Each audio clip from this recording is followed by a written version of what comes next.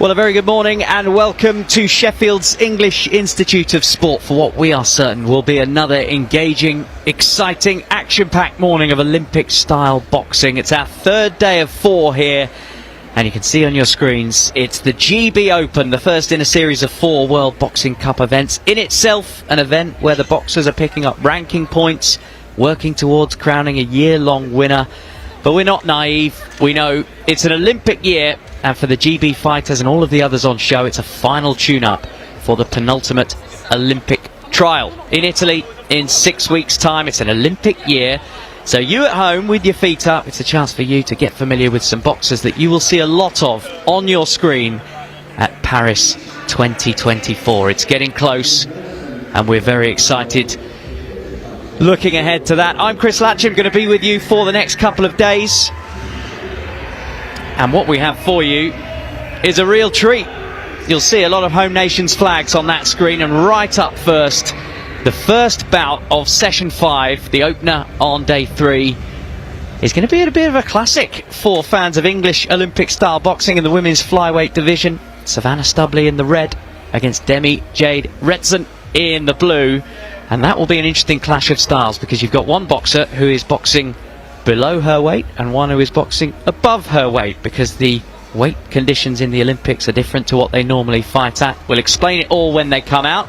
Rolling down the list, Lauren Mackey, an exciting 18-year-old women's bantamweight going up against another home favourite in Zoe Andrews a little bit later on in the morning. I've just had a chat with Jack Dryden, the men's featherweight, going through his final preparations. He'll be in the ring around about 12:15. Very confident young man from the north of England. There's a couple of home nations against Germany clashes that'll wet your whistle, and then we work towards what I think is one of the best weight classes on show this week. The women's middleweights down the bottom, 2 impressive British fighters. Kerry Davis is up against one of the most experienced boxers in the tournament here this week, Athena Bailon from Panama. She's been to 2 Olympics. What a test that will be for Kerry, who hopes to go to Paris, and for Chantel Reed down the bottom against a boxer she will know very well, Cindy Ngamba, who is based here in GB but is boxing under a refugee's flag. We'll explain all as we work through the morning. Thank you for being with us. We're live on the BBC, and we're live on the World Boxing and the GB Boxing YouTube channels, wherever you are seeing us. Thank you for being with us. Really looking forward. He's available.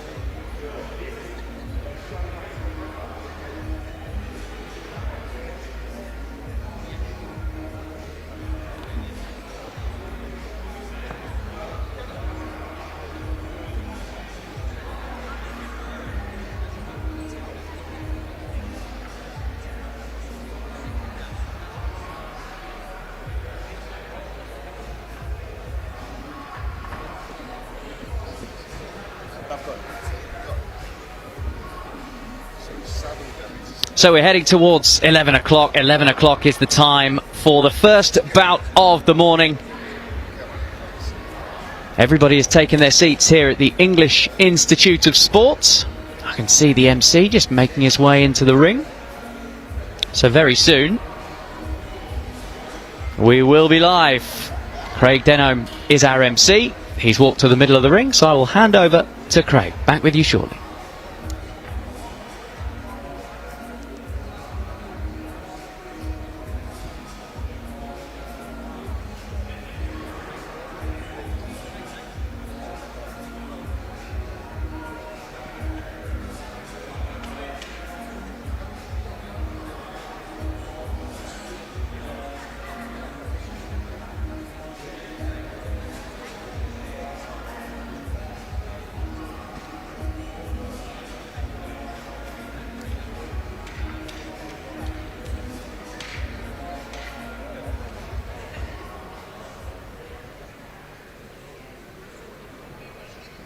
Okay, ladies and gentlemen, welcome to the English Institute of Sport, Sheffield. My name is Craig Denholm, and I'm the Master of Ceremonies for this session of the GB Open World Boxing Cup. Ladies and gentlemen, it's semi-finals day. This event is brought to you by GB Boxing, UK Sport, the National Lottery, Sheffield City Council, England Boxing and Sting. Our competing nations are the Czech Republic, Denmark, England, Finland, Germany, Mongolia, the Netherlands, Nigeria, Norway, Panama, Scotland, Sweden, Wales, French Polynesia, and the refugee boxing team. So, ladies and gentlemen, the officials are ready, the boxers are ready. It's time to make some noise. It's time to start boxing. So, introducing your boxers to the ring. And firstly, your red corner, representing England, give it up for Savannah Stubley.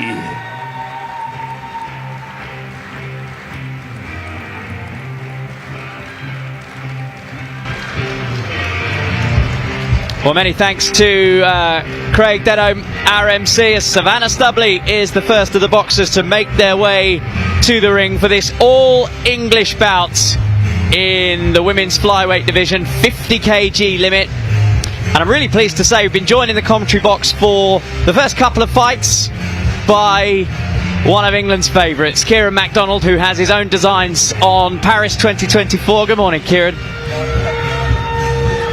Good morning, Kieran. Good morning, how are you doing? Yeah, really good. Really looking forward to this one because I've been told this is a little clash of styles, which we'll get into in just a moment. And ladies and gentlemen, introducing your blue corner to the ring, representing England, give it up for Demi Jade Restan.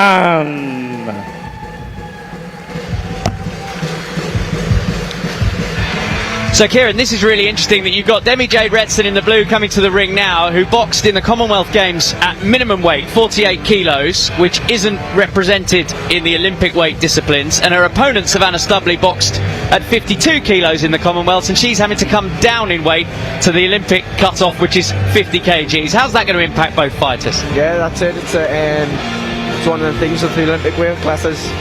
Sometimes you got to go up, sometimes you got to go down, you know, but they're both great operators inside the ring. I would say Demi Retson's more experienced,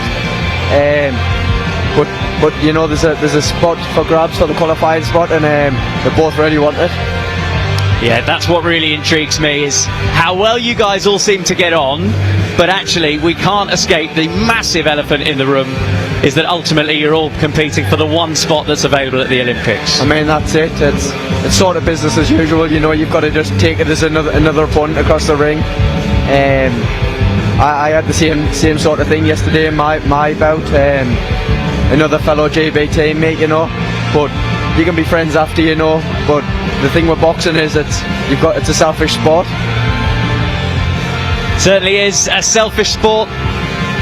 And we are getting ready to get underway with the action here at the English Institute of Sport here in Sheffield. Demi Jade Retson in the blue on your screen there, up against Savannah Stubley from Blythe, aged just 22. So not long now until they exchange a bit of leather. We'll head back into the ring with Craig. Okay, ladies and gentlemen, this is bout number 30, which is a women's flyweight semi-final, scheduled for 3 rounds of 3 minutes, and introducing your boxers. Firstly, boxing out of the red corner, wearing the all red with white trim, representing England, give it up for Savannah Stubley. Ladies and gentlemen, across the ring, her opponent boxing out of the blue corner, wearing all blue with white trim, representing England, give it up for Demi Jade Restan. Your referee at the bell, representing Germany, Mr. Thomas Riva.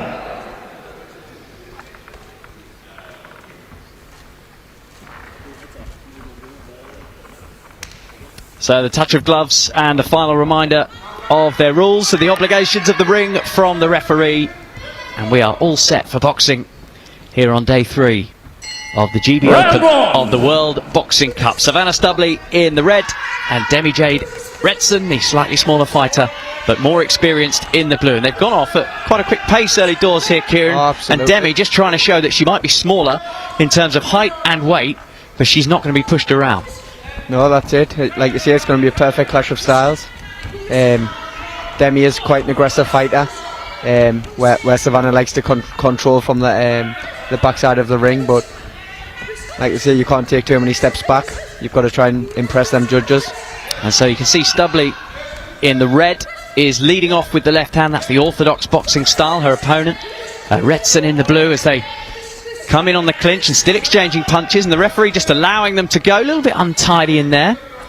But Demi Jade is leading with the right hand. That's the southpaw stance for those of you that might be new to Olympic style boxing. Finally the referee does pull them apart and just ask them to fight a little bit of distance. They were going at it in a phone box there, Kieran. Yeah, that's it. It came a little bit untidy and scrappy. That's because they know each other so well. You know, they spar hundreds of rounds, and they sort of can read each other. Yeah, right here in Sheffield. There's a good lead right hand from Demi Jade just then, but Stubley didn't even take a backward step. She came straight back in, and again it looks a little untidy, yeah. But neither of them prepared to take a backward step. That's why they're coming in close quarters, you know, because none of them are wanting to retire the space in the ring, so they're going to keep coming tangled.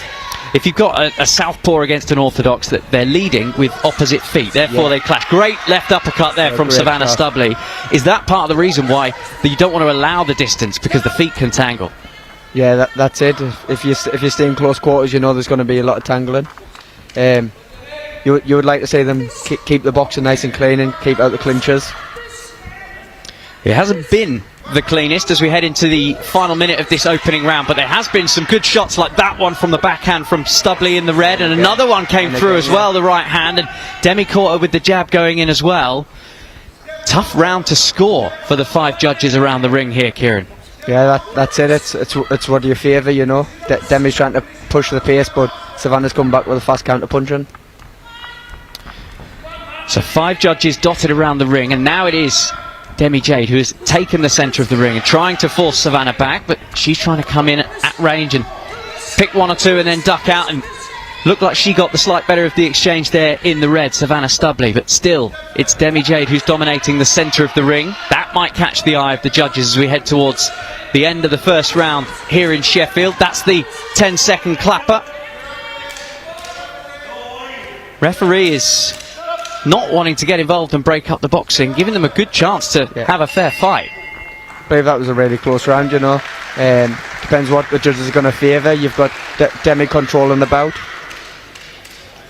Demi's controlling the range, and Savannah's trying to pick the eye-catching punches, so it really depends what you want. I'm not going to ask you to score that one, because you've got to share a gym with both of these.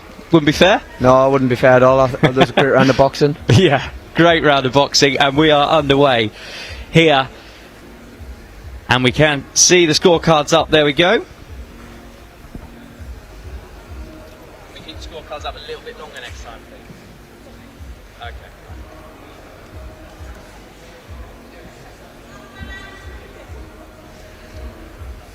So let's just have a quick look back here. We were talking about the clash of styles, the different weights. You can see it coming untidy quite quickly in there. Seconds out. Would this always be the case when these two fight, that natural clash of styles, the difference in height, that they would try and fight it this way? Or is this just perhaps because there's a lot on the line here as they work towards the Olympic trials at the end of next month? I think it's more because there's a lot on the line. I believe with him, different opponents that can keep it a lot clean and stick to the boxing, where I believe passion takes a big part in it. And that's natural, isn't it? Because for those of you in the GB squad, the aim will always be the Olympics. This is an Olympic year, and only one of these can go to the games. Every nation can only take one boxer, male and female, at each weight category. So there's a lot on the line. That is it. This is everyone's dream, you know. This is why we do the amateur game, for the Olympic dream, you know.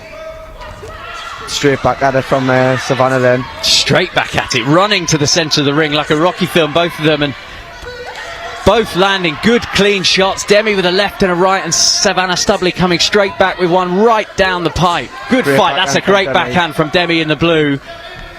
Straight left shot right onto the nose of Savannah Stubley, and she's caught her again. A couple of good shots going in the first 20 seconds of this second round. The tempo was really picked in the second round.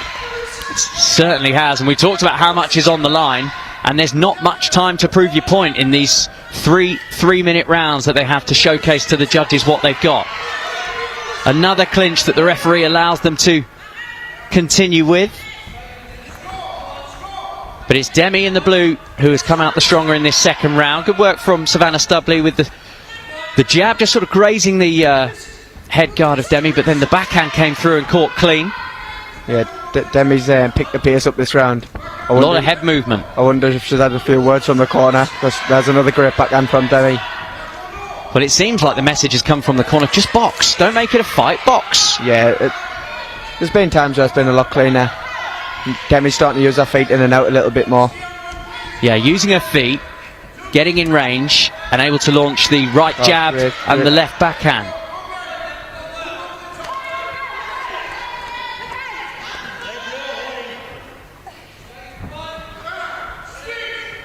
I'm quite enjoying the refereeing in this one. Hands off refereeing, just allowing them. That's always the best way, you know, when the referee just lets you sort the clinches out yourself. But again, as we saw towards the end of the first round, again, a little bit untidy, but it's Demi Jade that is digging her feet into the centre of the ring and trying to appear, at least to the judges, to be the dominant fighter. Stubley having to box off the back foot a little bit more, and now the pace drops as we head towards the end of the second round. Both of these went to the Commonwealth Games a year and a half ago. Yeah, I feel like Demi's keeping the tempo really high and making it hard for Savannah. Believe that was corner instructions. Yeah, and it was again an untidy clinch, but as they disengaged, Retson just caught a left coming in. What a fight to start the day's proceedings here at the World Boxing Cup, the GB Open. Some great exchanges. It does feel like in this round it's been blue coming out on top. Yeah, that's it for me as well. I feel like the blue corner's up the pace, and Savannah hasn't quite matched it. She's just having a little spurt, but I feel like excellent round for the blue corner. A nice show of sporting relationship between the two teammates as well. So Chris Latcham with Kieran MacDonald, one of the Team GB podium squad, hoping to go to the Olympics. And so it is looking like this is going down to the final round, Kieran. Last round. All on the final round, which is what we love. Two judges to fight for. Savannah needs one card out of the last two. But it just shows you that judges see fights in different ways. Oh, absolutely.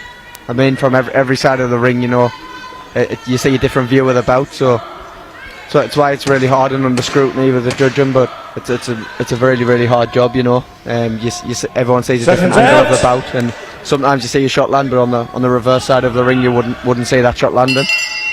So there's a reddening on both cheeks of Savannah Stubley in the matching red outfit. But this is going right to the wire. Stubley in red, Retson in the blue. And they've done a lot of this over the 3 rounds. They've come together. We noticed that Retson in the blue upped the pace at the start of the second round. She definitely got the better of the early phase of that. There's a good right lead from Retson in the blue there, but Stubley didn't back down an inch. Still standing in front of her. There's more foot movement and head movement coming from the fighter in the blue, but Stubley is standing her ground, still in the fight, and as Kieran MacDonald pointed out, she only needs one of the scorecards to get the split decision win. Excellent backhand right from Stubley in the red. Clean shot landed, and that forced Retson to pile forward and forcing another bit of untidiness. And finally the referee does step in and say, come on now, we've seen too much of that. We want a clean final couple of minutes off this bout. Good work from Stubley. A 1-2 combo. Oh, and the sweat and the spit comes firing off the red head guard. You know, clean shot from Retson. Tooth and nail in this round. You know, there might be some teeth and nails in that ring. That was an excellent punch. You can say there's a lot on the line for both fighters as they're leaving nothing in there. Certainly is. So the judges have... Wow, what a fight this is turning into. The judges couldn't separate them as we head into the final round. They both know that. Open scoring here at the World Boxing Cup in Sheffield. And now it's Demi Jade Retson who has her opponent up against the ropes, and Stubley, perhaps wisely, clinging on, just taking the sting out of that attack. Once again the referee pulls them apart. Stubley with an aggressive 1-2 combo to the body. Swings the hook, but Demi Jade in the blue ducked underneath it. excellent fight to kickstart the third day of the World Boxing Cup here in the City of Steel, Sheffield. This has been a great round of boxing heading into the last minute of the last round. And it's still up for grabs in this last minute. It certainly is. It certainly is. And so too is the place at the Olympic trial in Italy at the end of February, early March. Both of them will know that. Terrific work. 45 seconds to box. Between the flyweights, who throw so much leather, and the pace drops perhaps for the first time in the fight. Good straight right jab from Demi-Jade Retson in blue. Stubley immediately comes back, flicks out a left jab, but it doesn't land.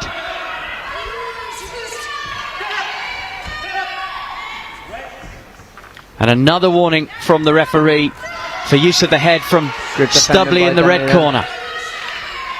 Into the last 15 seconds, Kieran. This is an absolute pick and fight. It's been terrific. Oh, great way to start the day's action. It certainly has. Nothing left in that ring from either boxer. Demi-Jade Retson walks to her blue corner, and Savannah Stubley walks to the red, and I can't even give the nod in either direction. We're going to have to wait for that judge's reaction, Kieran. Yeah, absolutely. It was a great contest by two great fighters, you know. And there was a lot on the line, as you're saying, in them close encounters. Like I say, we're going to have to wait for the judge's decision, because that was a fantastic bout, and I couldn't even split it either way. Yeah, there were pockets of the fight where I felt the cleaner work was coming from the blue corner, but then also a lot of the action coming back from the red. So it ultimately comes down to the way that the 5 judges dotted around the ring, that all see fights differently from the angle that they're watching it, as you said, have decided to score this. So we need to head back into the ring to our MC, ladies and Craig gentlemen, Denham. bout number 30, please show your appreciation for both boxers. So, ladies and gentlemen, after 3 rounds of boxing, we go to the scorecards where your officials at ringside score a split decision in favour of your winner. And boxing out of the red corner, it's Savannah Stubley. So it's a victory for the younger, less experienced boxer, Savannah Stubley. The bigger athlete, less experienced, and that could well count when the GB coaches ultimately come to pick who goes to the Olympic trial in Italy. Oh, absolutely. I mean, that was a great contest. Say 3 of the judges saying it in favour of Savannah Stubley in the red corner that round. But you know, that's not the be all and end all, you know. There's a lot goes into the selection process. It's not just one day matters, because that could have been a bad day, could have been a good day, you know. There's a big picture goes into it, but that will definitely give merit at some points going into the selection process. Well, I hope all the fights that we had this morning are like that one. Oh, absolutely, you know, there was a lot on the line then, and that was a great way to start the day. And Savannah's just walked, just give a little fist pump celebration to her fans that are up on the balcony away to our left-hand side. It's packed out, that viewing gallery. I know we are sold out for tomorrow, which is finals day. Oh, absolutely, you know. Okay, this is all ladies war. and gentlemen, this is bout number 2. Introducing your boxers to the ring. Firstly, give it up for your red corner, representing Finland, it's Pila Keivo-Oja.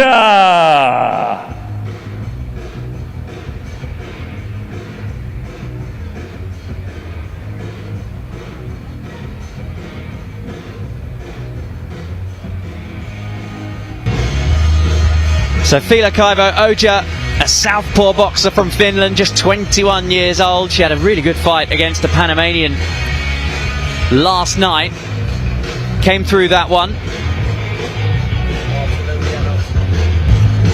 Absolutely, I know. The Finland girl, she's a great talent, you know. She got a European bronze medal. So she's quite experienced. She's been around the circuit, and that will help her going into this contest. And ladies and gentlemen, introducing your blue corner to the ring, representing Germany, give it up for Maxi Klotzer. There's a little beat there, and I think we've lost the director's connection for that. Nothing you need to worry about. Camera guy.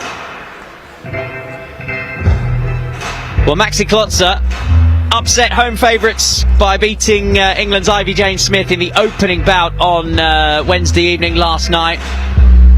She was the shorter of the two boxers as well, so beat a taller opponent. She's a very slick boxer. Yeah. Klutzer, lots of movement. Although she's small, she really does use that to her advantage, you know. Height's not everything. If you can use being small to an advantage, then so be it. That's the great thing about world-class amateur boxing. You know, you've got a lot of different styles, and they can all work if you make it work for yourself.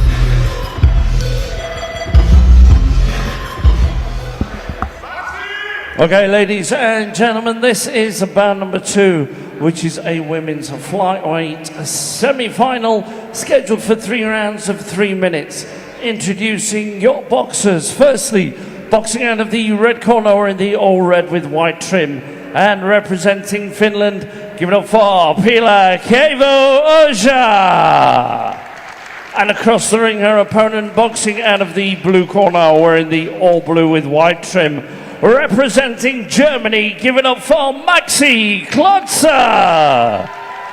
Your referee at the bell, representing England, Mr. Paul Rosendale. So the German in the blue and the Finnish fighter in the red.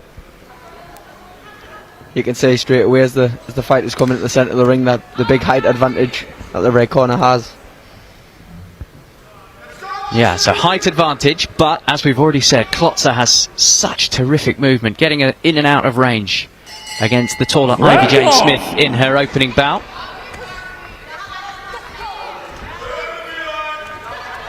That's a great shot to set the tone from the smaller fighter, the German, who really crouches down as well to enhance the height advantage for a Finnish opponent in red, but actually, as you can see, and as we saw from our opening bout, it gives her the spring, the opportunity just to leap into those punches, which are already coming through clean, Kieran. Yeah, she comes in at a ferocious tempo, you know.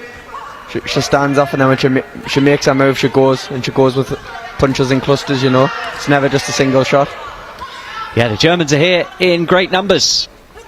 A lot of fighters here. A great lead left hook from the German Klutzer in the blue. Landed clean.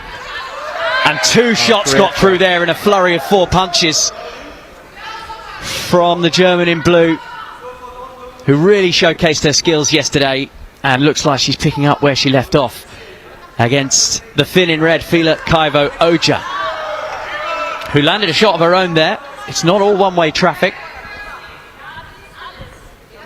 And now that ferocious pace they started off at just settles down a little bit, and Keivo-Oja can take the centre of the ring in the red, but Klutzer is not going to stand for it. Immediately heard me and went on the attack. That's it. I believe the slowed pace will suit the Finnish boxer down to the ground, because she's just looking for the single eye-catching punches. And that's in complete contrast to what's coming the other way from the blue fighter. Small, quick, and a lot of power in those punches too. Oh, that's a great shot. Even with the pace slowing, she threw a left jab and then came through with a backhand that landed. But you're completely right, Kieran. It's the Finn who slowed the pace and just trying to find that 1 or 2 shots, but ultimately Klutzer waiting for a gap and exploiting that. That's it. I feel like Klutzer's getting the better of the exchanges, especially for the first minute and a half of the first round. So we're live on the BBC, we're live on the World Boxing and the GB Boxing YouTube channel. Super Maxi is the chant that comes up from behind us in the reserve seating. Our German teammates are really enjoying what they're seeing so far in this opening round. Yeah, it's good work again.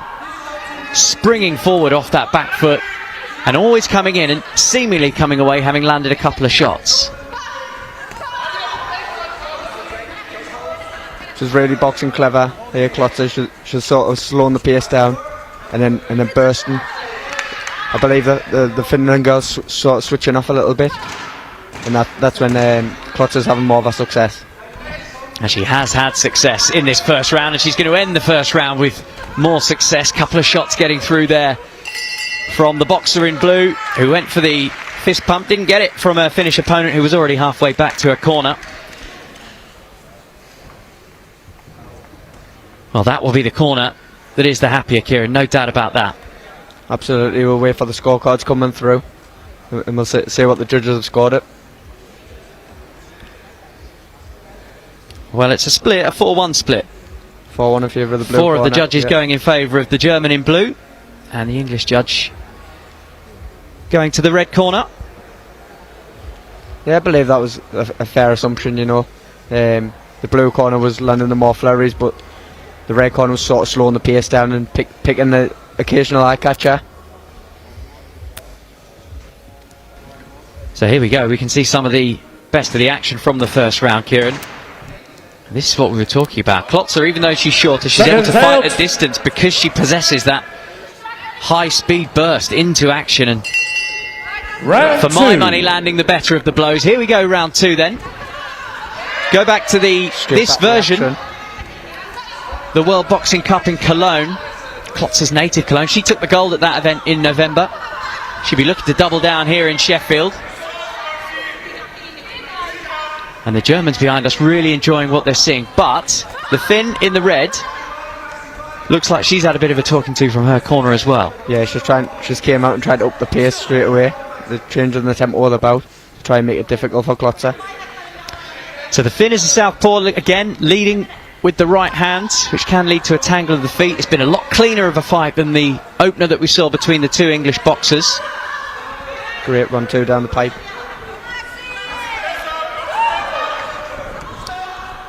And the referee has ruled that a trip, a tangle, not a count. It's just going to wipe the gloves clean and we're back underway.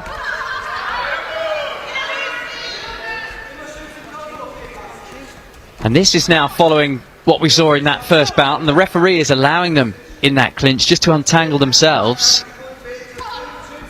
I think that'll suit the Finn in the red.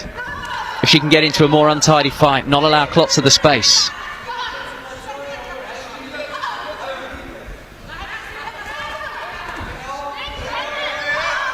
The Finn's definitely controlling the tempo a lot better this round. Yeah, and controlling the aggression and throwing the more measured punches, and a couple getting through, just catching Klotzer on the top of the head with that one.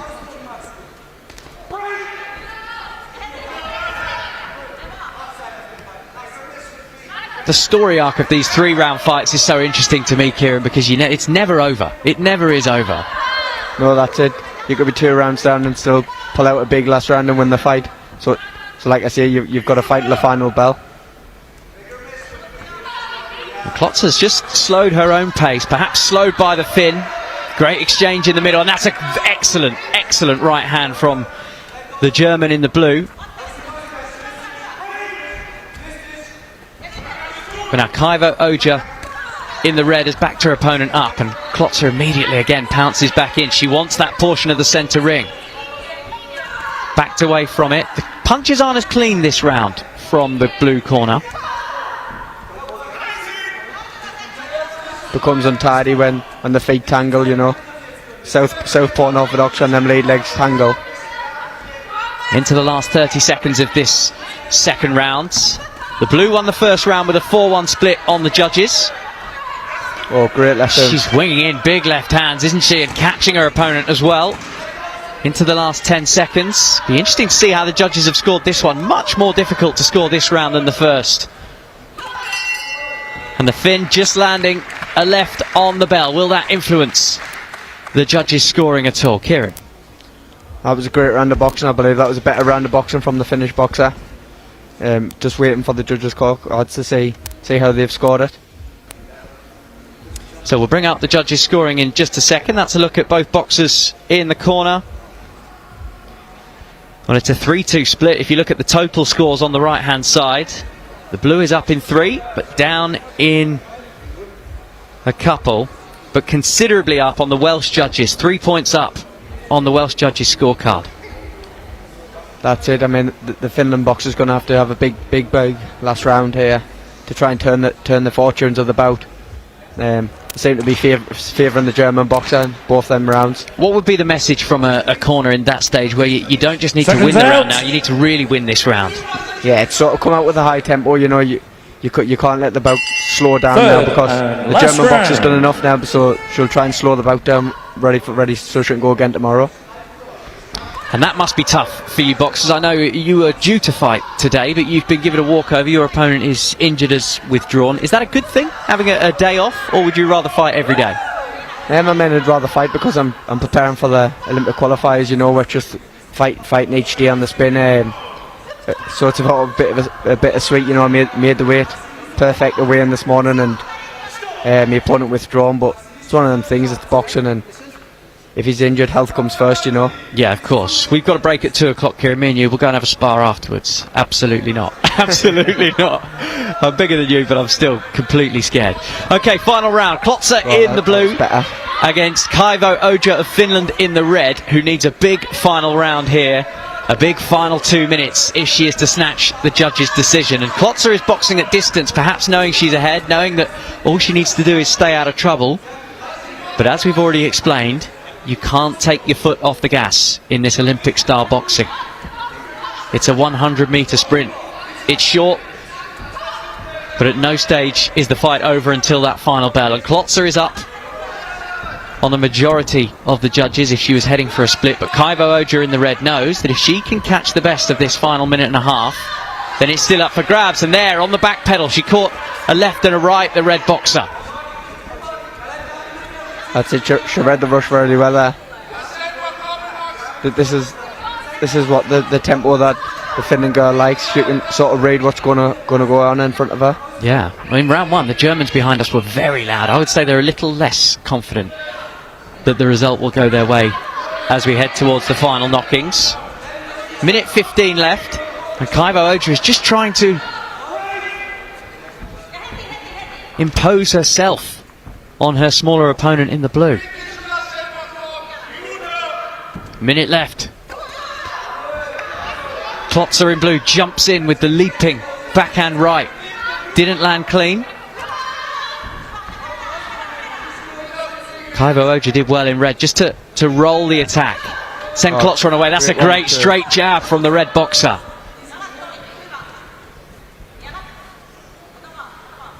Intriguing fight. Good lead right hand from Maxi Klotzer, the German. It's the backhand right that she's landing quite clean as a single shot, which she wasn't throwing earlier in the fight, Klotzer. Yeah, she's just managing the minutes of the bout really well. Just popping in and out with that single right hand. Coming a little bit untidy there. A little punch around the back of the head from Kaivo Oja in red, the Finn. And that's the end of the bout. Sporting touch of gloves. And we're going to have to wait and see how the judges like that final round, Kieran. Yeah, that's it. I believe the blue corner will come away victorious. I believe she managed the minutes well in that last round. Although the Finland girl upped the pace and tried to put the tempo, I believe she'd done enough to take the bout. You know, the blue corner controlled the last round really well, and I believe that's who we'll see against Savannah Stubley in the final tomorrow. Yeah. What a final that will be. Savannah Stubley beating Demi Jade Retson in the first fight of the day. Split decision victory. Terrific fight that one was, and so too was Maxi Klotzer against Fila Kaivo Oja of Finland. And we'll head into the ring now and get the result. Ladies and gentlemen, please show your appreciation for both boxers. So, ladies and gentlemen, after 3 rounds of boxing, we go to the scorecards. We're your officials at ringside. Scoring unanimous decision victory in favour of your winner. Boxing out of the blue corner is Maxi Klotzer. A round of applause, both boxers. And so now we know our first final of the World Boxing Cup GB Open. It'll be that woman in the blue on your screens there, Maxi Klotzer, will box against England's Savannah Stubley. How would you see that one going, Kieran? Yeah, that's an absolutely great final, you know. And as we're saying, Savannah Stubley doesn't like to take a step back either. So I believe that's going to be centre of the ring, good old barnstormer, you know. Well, that is exactly what we want. So Kieran McDonald, with his own Olympic dreams, won't be boxing today because he's been given a walkover. His opponent has pulled out. We're going to give you a breather, Kieran. Thank you for being with us for the first couple of fights. You're going to rejoin us a little bit later when the men's featherweights come together. Jack Dryden, you can tell us a little bit about Jack when he goes up against Mahmoud Al Shabtoon. I've just seen him backstage, looks very confident as Jack, but we will see you very shortly. Right, thank you very much. We'll see you very soon. Thank you. Okay, ladies and gentlemen, we move on to bout number 22. Introducing your boxers to the ring. And firstly, your red corner representing Denmark. Give it up for Melissa Mortensen.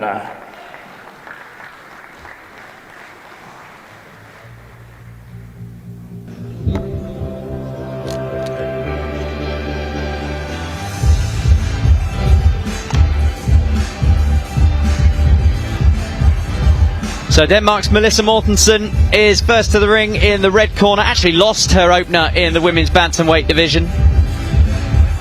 Lost to the English boxer Lauren Mackey. So the women's bantamweight is being run as a round robin this week. A lot of the other weights are knockouts, but Melissa Mortensen gets another chance to box, even though she lost her opener.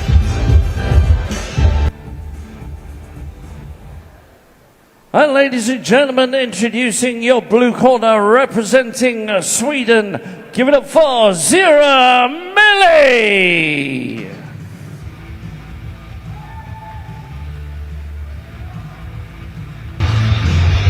So Zira Millie was a winner in her opening bout. Slightly untidy fight, narrow victory over Wales' Zoe Williams, split decision.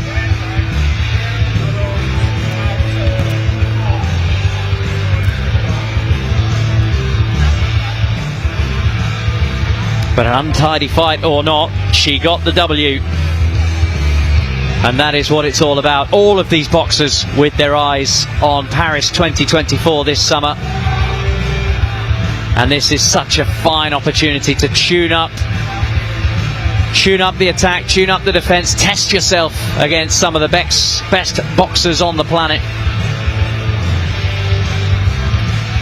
That Olympic qualifier in February and March is a global qualifier as well, so it will be boxers from all over, all with the same goal, Paris 2024. As we go back into the ring and join Craig. Okay, ladies and gentlemen, this is bout number 22, which is a women's bantamweight semi-final scheduled for 3 rounds of 3 minutes. Introducing your boxers, and firstly, boxing out of the red corner, or in the all red with white trim, and representing Denmark, give it up for Melissa Mortensen. And across the ring, her opponent, boxing out of the blue corner, wearing the all blue with white trim, representing Sweden, give it up for Zira Millie. Your referee at the bell, representing Germany, Mr. Holger Kusmal.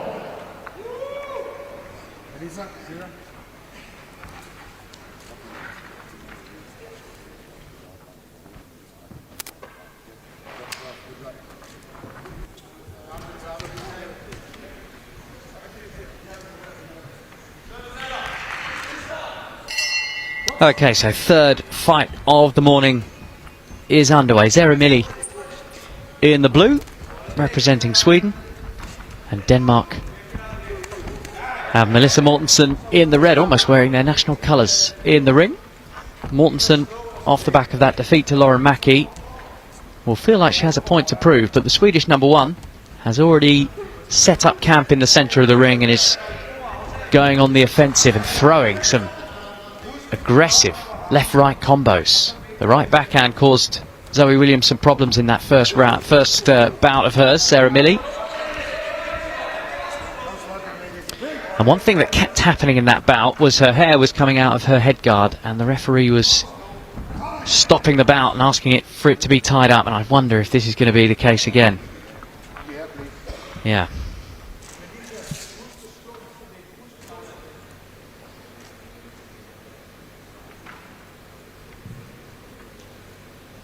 It reminds me of years ago when Ricky Hatton fought Paul Malignaggi in a pro bout. Malignaggi had dreadlocks, and halfway through the fight he said he couldn't see, and his cornermen gave him a haircut.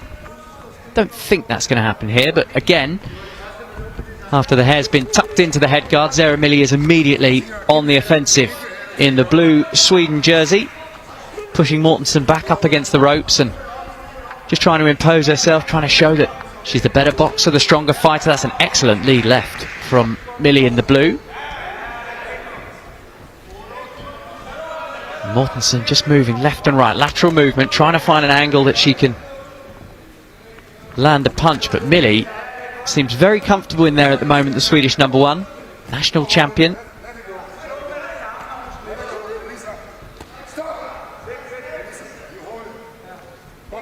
And the referee will tolerate some holding, but not to that extent. Again, Millie comes in with the more aggressive punches, caught a sort of a grazing blow with her lead left hand.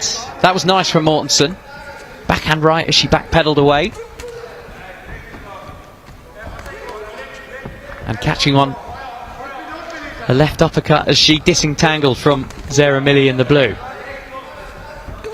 Oh, that's nice work from the Dane in red, working the body. They both caught each other as they came in there. But it is Millie perennially in the centre of the ring, and if the judges are looking for that, then she will score highly. She's landed the cleaner of the punches as well as we work towards the final bell at the end of this first round. Mortensen has grown into the round though. Millie went off like a train. Mortensen, with some reddening around her nose, has stood her ground.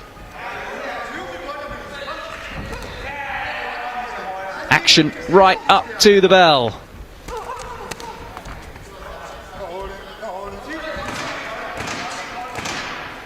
Yeah, the cleaner work is coming from the blue jersey, the Swede.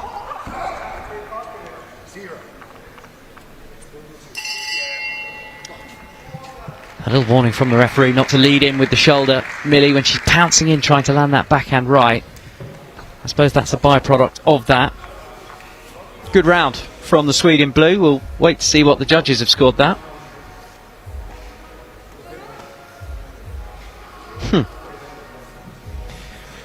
Well, Kieran said we all see fights differently, didn't he? I felt the cleaner work came from blue, but all 5 judges who do this for a living, remember, completely disagree.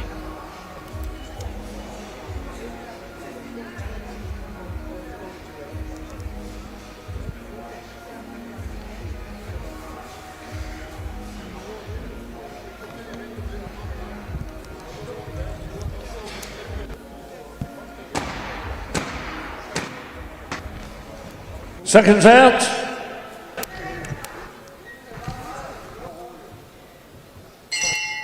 Round 2. So this is the third of 11 bouts that we've got this morning, all culminating with a first look this week at the British heavyweight, English heavyweight I should say, Patrick Brown, who warmed up for his event with 3 hours of commentary yesterday with Stacey Copeland here on BBC from the GB Open. A couple of good shots have gone in, one apiece in the early knockings of this second round.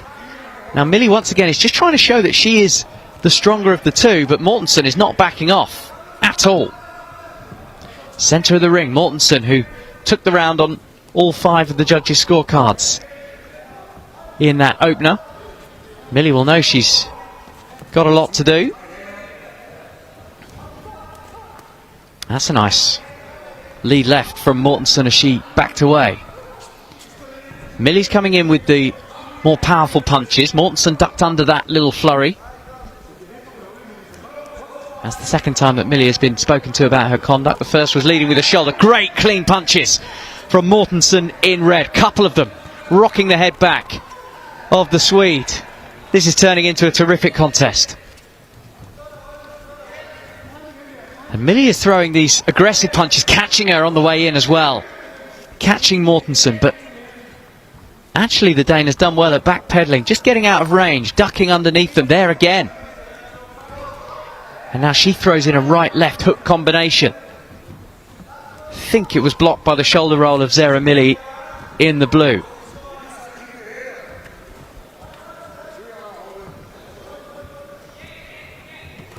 Minute 20 left of this second round.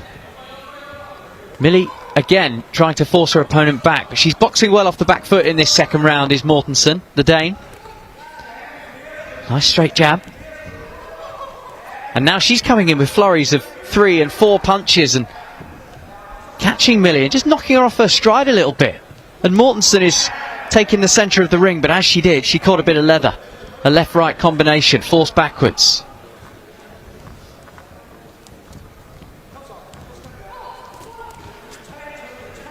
Some good shots being exchanged in the centre of that ring, and again.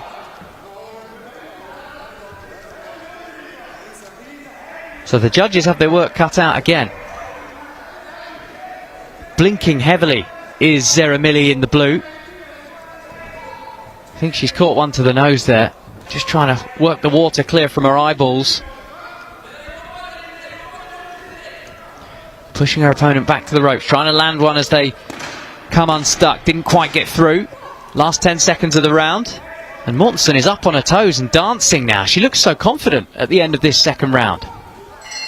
Little snap jab to finish the round, and back they go to their corners.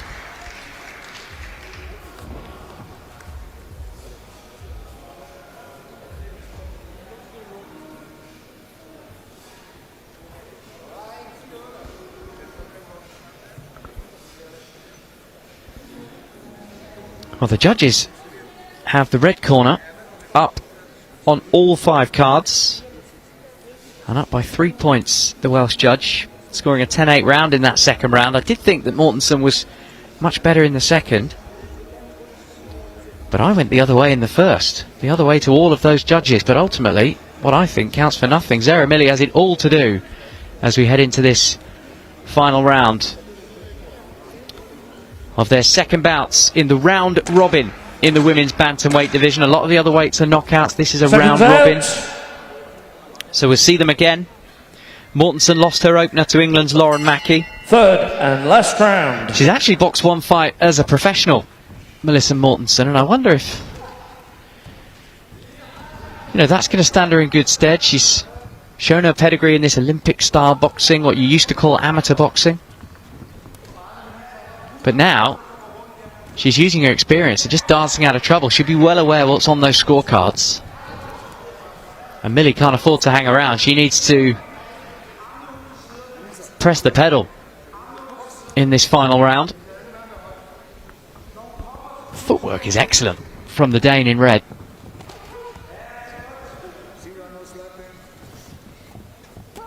Happy to cede the centre of the ring now, Mortensen. It's worked for her for a lot of this fight. On the back foot, back pedalling away, but ultimately landing the punches that are pleasing the judges.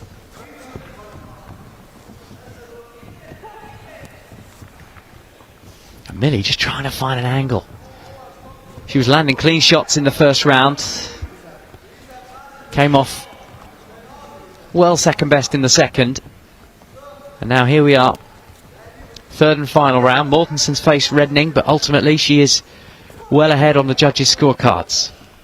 Minute 48 remaining of this bout, and Millie comes in with a 4-punch combination, and a couple of them got through. As Mortensen was just trying to back away, she comes in with the lead hook. That's checked by Millie, but as they come apart, it's Mortensen that's landing the eye-catching stuff, the scoring shots.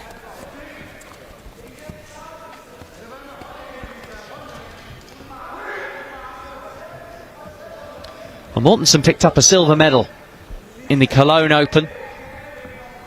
First World Boxing Cup event last November, only losing in the final. So she knows how to get it done on the international stage, and well, she's showing it here, isn't she? In the face of an aggressive opponent, it's Mortensen that so far has managed to get herself out of trouble and impress the judges the most. Inside the last minute of the bout, Mortensen is in Zara Millie's blue corner, but again uses that footwork to just dance out of trouble, and good check hook there from the boxer in red. There's experienced boxing this. She's in the corner, but watch, a little bit of footwork, throws a punch, and she can sashay away.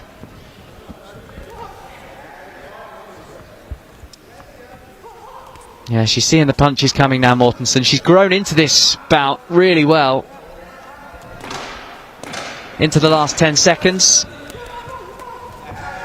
And I'm not sure Zara Millie's found enough in this final round to snatched this one on the judges' scorecards, fighting right up to the final bell. Mortensen gets a big round of applause from the Swedish corner. And a high five from her own coach.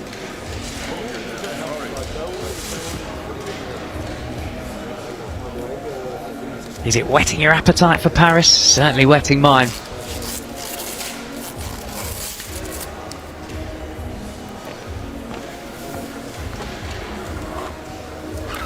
So we'll see these boxers again in the women's bantamweight 54 kilo limit round robin, which is the tournament we've got. I mentioned that Mortensen got that silver at the World Boxing Cup. She lost to Maxi Klotzer, who we've just seen box. For both boxers. And ladies and gentlemen, after 3 rounds of boxing, we go to the scorecards where your officials are at ringside score a unanimous decision victory in favour of your winner, boxing out of the red corner. It's Melissa Mortensen. A round of applause, both boxers. So first win in Sheffield for Melissa Mortensen after her opening bout defeat to Lauren Mackey. 3-round boxing match, and she won it by 4 points on the Welsh judges' scorecard. A very unanimous decision for the Dane. And up next, well, we've got all home nations affair. A Welsh boxer up against an English boxer, staying in the women's bantamweight round robin, the 54 kilo. That'll be bout number 4 of the day. We've got 11 to bring you this morning.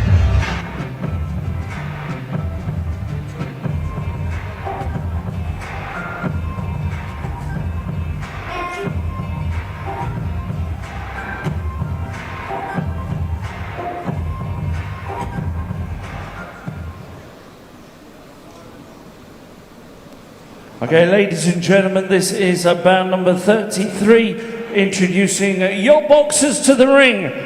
Firstly, your red corner representing England, give it up for Lauren Mackey.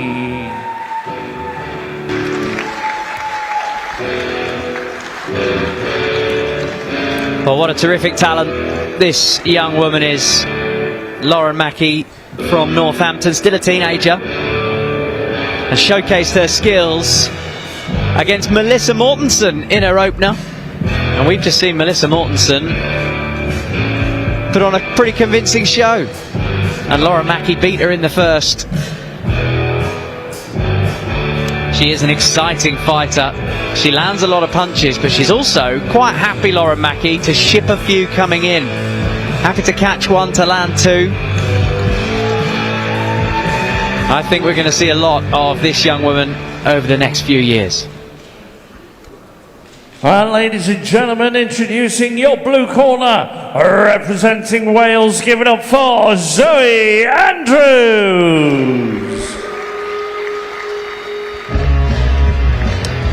Well, we could be looking at the future for the GB women's bantamweight division, because Zoe Andrews is just 20 years old as well. Lauren Mackey is still a teenager. These two could be around, maybe if not for this, then the next Olympic cycle. Even though boxing at LA 2028 still has a little asterisk next to it. We hope. But we're not sure it will be involved as of yet. That is the dream for the woman in the red corner, Lauren Mackey, targeting the LA Games. Zoe Andrews actually lost her opening bout. She was beaten by the woman that we just saw beaten, Zara Millie of Sweden, in the opener. So looking for a first win here in Sheffield.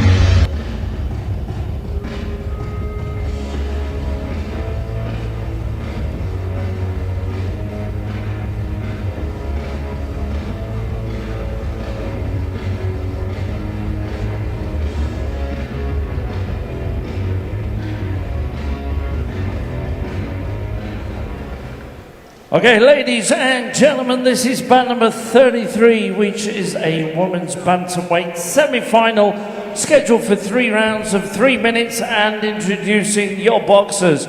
Firstly, boxing out of the red corner, wearing the all red with white trim, representing England, give it up for Lauren Mackey. Ladies and gentlemen, across the ring, her opponent boxing out of the blue corner, wearing all blue with white trim, representing Wales, give it up for Zoe Andrews. Your referee at the bell, representing Germany, Miss Susan Kopka.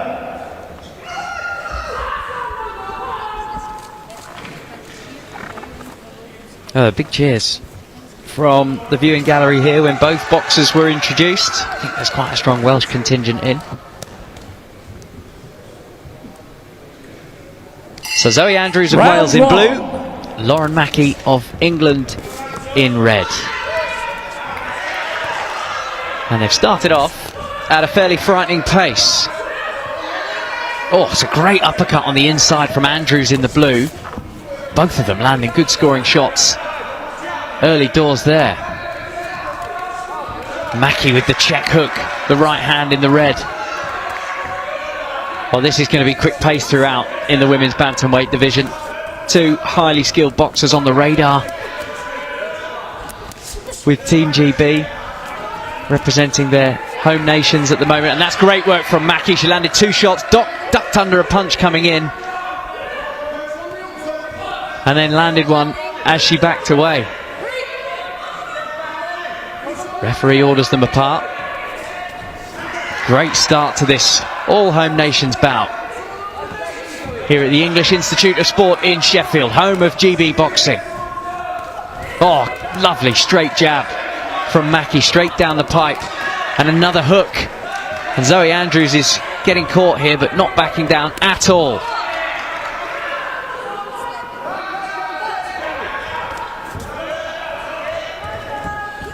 Andrews moving ahead, but Mackey still able to find the target. Oh, it's a great straight shot. The backhand from Lauren Mackey is dangerous, off the back of that win in her opening bout. Zoe Andrews is spun around and now has her back onto the ropes. Excellent boxing by the fighter in red, representing England. Went for the uppercut, but that was well blocked by Andrews as she came in. Mackey trying to target the body as well, but Andrews caught through.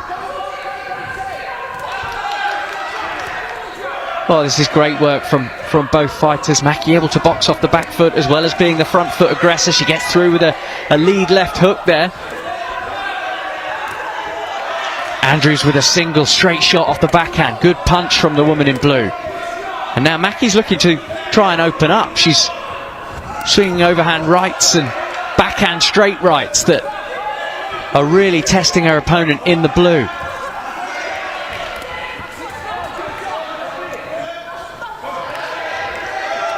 Nice work to duck out of trouble and back out of range from Lauren Mackey. Good punch that though from Zoe Williams. The jab got through. I told you it'd be a ferocious pace. Two home nations bantams that know each other well. 10 seconds left. Nobody here wants this round to end. No, it's brilliant. It's brilliant. Well done to both boxers. High-paced, high drama. Andrews from Neath represents the Britain Ferry Boxing Club near Neath. She's a former GB Three Nations youth champion. And Mackey from Northampton, well, she's a former World Youth silver medalist, English national champion, and got an international gold medal at the Boxing Youth Tournament in Spain last summer.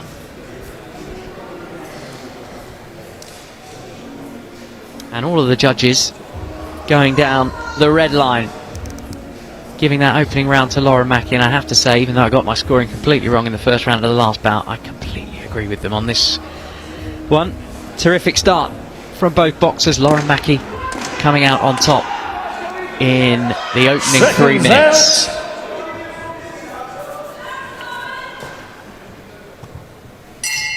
Round 2. And here we go. Andrews runs towards her opponent to begin the second round. She wants to keep that high pace going, even though she came off second best in the first 3 minutes. Great work to the body from Lauren Mackey though.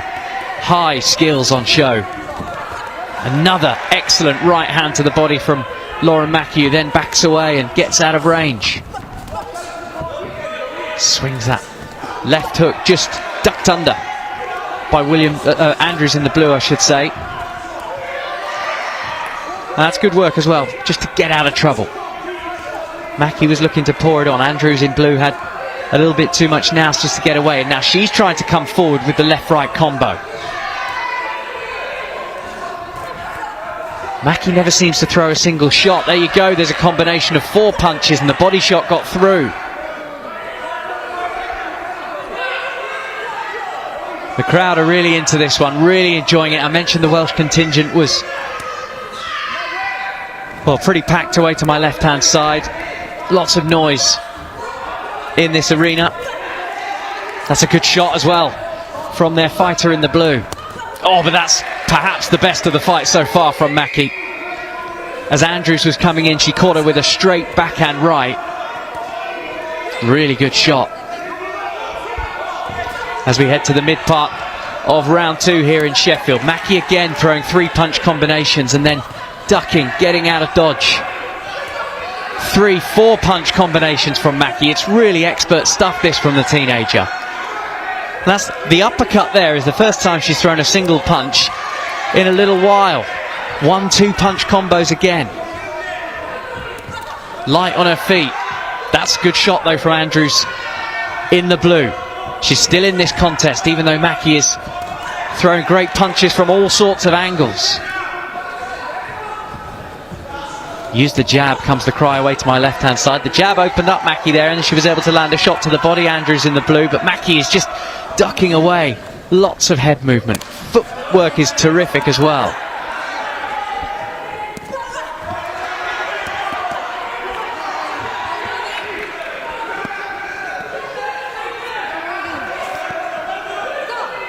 There's a lot of ring craft on show from Lauren Mackey there.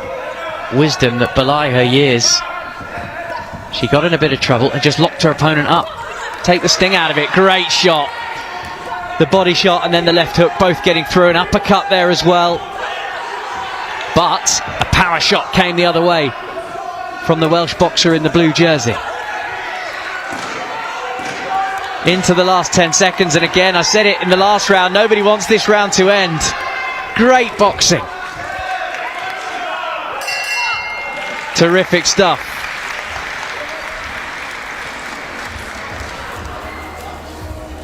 Well, it's tremendous. I think Lauren Mackey looks a real talent, a boxer to watch. But Zoe Andrews is still there, still landing.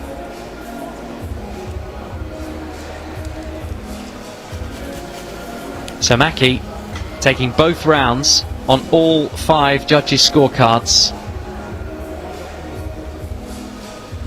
Now it is possible under this scoring system to have a 10-7 round, so if it were to swing extremely in the other direction, then we could get a blue victory here. It's never over, as I was saying with Kieran MacDonald earlier on commentary. Kieran will be back with us a little bit later. He's been given a walkover today. His opponent, Filip Horvat, with the Czech Republic, has pulled out injured. Seconds out. And Kieran was saying, actually, I prefer to fight. I'd much rather have a fight than be given a walkover at this stage of this important Olympic year. So Lauren Mackey is 2 rounds up on the judges' scorecards. The English fighter in the red. And Zoe Andrews is coming out with a point to prove from this final 3 minutes. She's backing her opponent up to the ropes. But Mackey might be happy to be there. Good couple of shots there from the boxer in blue. We talked about the ring craft earlier on show from Maxi Klotzo, and she knew she had the fight sewn up. Just boxed at range, got out of there. But Lauren Mackey is staying tucked up, landing an uppercut.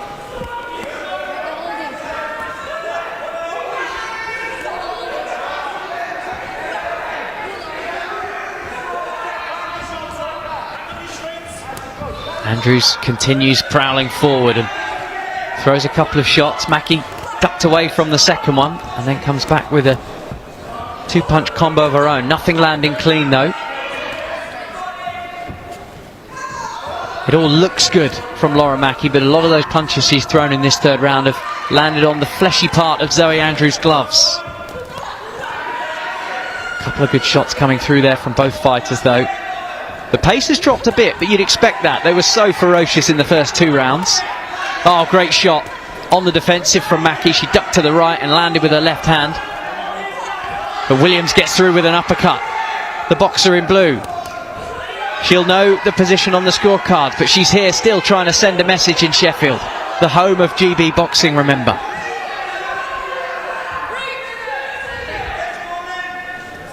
Half of the final round still to come. Plenty of time to leave an imprint on this bout.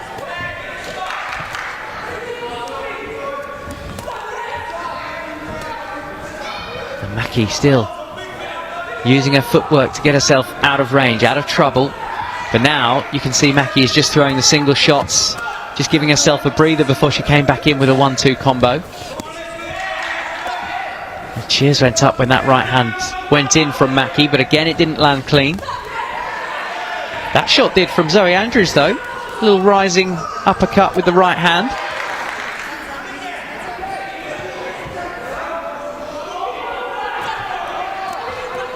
Oh, good clean shot from the boxer in blue. Sent spray into the air here in Sheffield. And a good hook round the side of the head as well. This is her best round she's having in this fight. The Welsh fighter. So great to see 2 home fighters boxing on home soil. Only the 4th time that Great Britain has hosted a major boxing championship, international boxing championship, since London 2012, which seems so long ago. Oh, what a great fight. They smile and they hug in the middle of the ring. Both of them knows that they've been in a contest this morning.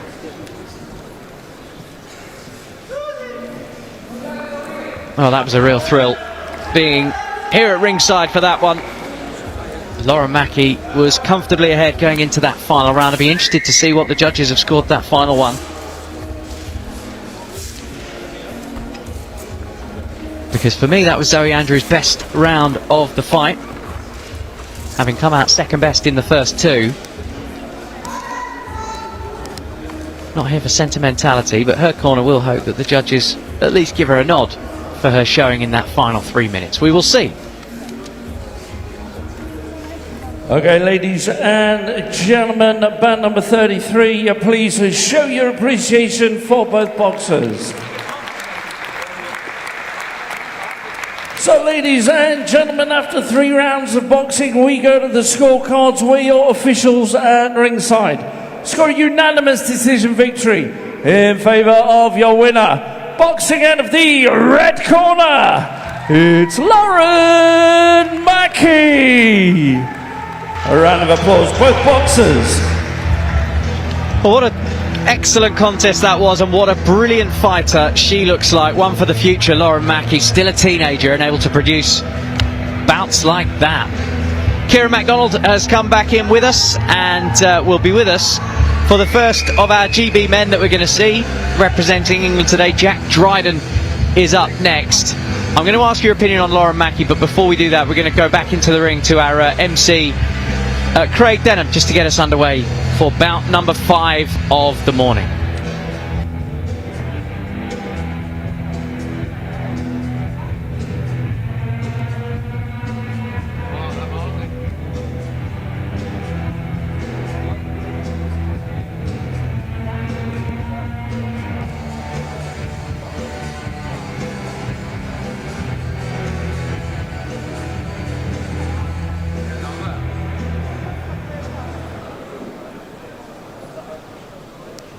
Okay, ladies and gentlemen, this is bout number 34. Introducing your boxers to the ring. Firstly, your red corner, representing the Netherlands.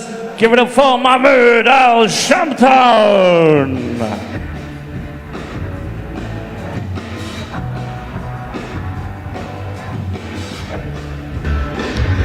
So Mahmoud Al Shabtoon representing the Netherlands. Grew up in Libya, and he said he learnt hard lessons on the streets there. If you don't work hard growing up where he grew up, he says, you will get punched in the face. So Kieran MacDonald is back with us, one of Team GB's hopefuls for the Olympics, representing England this week. Lauren Mackey was super impressive there, Kieran. Oh, great. I mean, at such a young age, you know, put performances like that on the world stage, you know, it's only going to stand her in good stead. Just unfortunately, Charlie Davison's qualified out of weight category, but you know our time will come, and Charlie Davison's a great operator for Lauren to learn off every week. Certainly seems that way. Lauren Mackey already targeting the next Olympics. Fingers crossed boxing will be there. Ladies and gentlemen, introducing your blue corner, representing England. Give it up for Jack Dryden!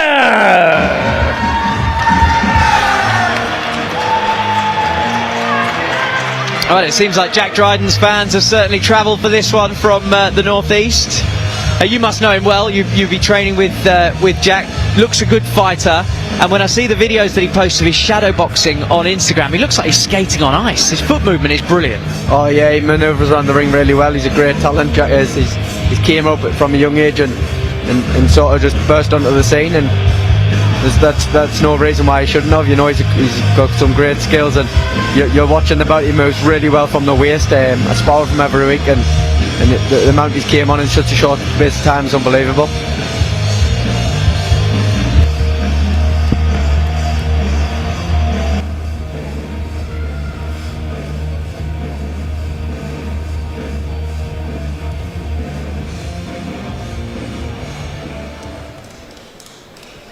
Okay, ladies and gentlemen, this is bout number 34, which is a featherweight semi-final scheduled for 3 rounds of 3 minutes, and introducing your boxers.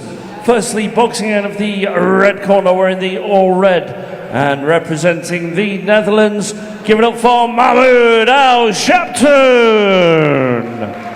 Ladies and gentlemen, across the ring, his opponent boxing out of the blue corner, wearing the all blue, representing England, give it up for Jack Dryden. Your referee at the bell, representing the Czech Republic, Mr. Thomas Schmid. So another exciting young talent out of the shed from these home nations. Jack Dryden, just 20 years young, but already a 2-time senior elite national amateur champion, Kieran. And he'll be looking to put on a show in his first bout here this week. Absolutely. You can see how fresh-faced he is, but he's packed so much into his early years as a boxer, you know. And when he went to the qualifying event in the summer, he put on a great show. His last 2 contests has been against world operators, and I believe it'll show in this bout here. He's caught a really heavy right hand from Al Shabtoon early in this first round. Jack Dryden wore it well though. Power coming from both fighters in the early stages of this one. Aggressive start from the Dutch boxer in red.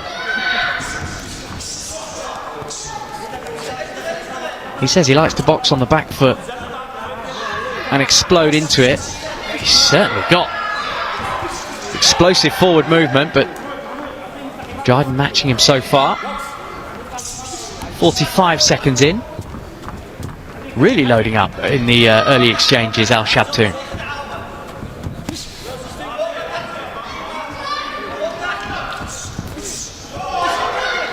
Great little body shot on the inside from Jack Dryden, sneaking it in as he came rushing at him.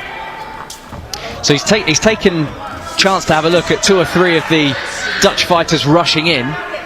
Is he just trying to learn his movement so he can land those sneaky little shots on the way in? Yeah, that's it. You've got to time it to perfection as he comes in. A small adjustment and land as he's coming with the forward rush.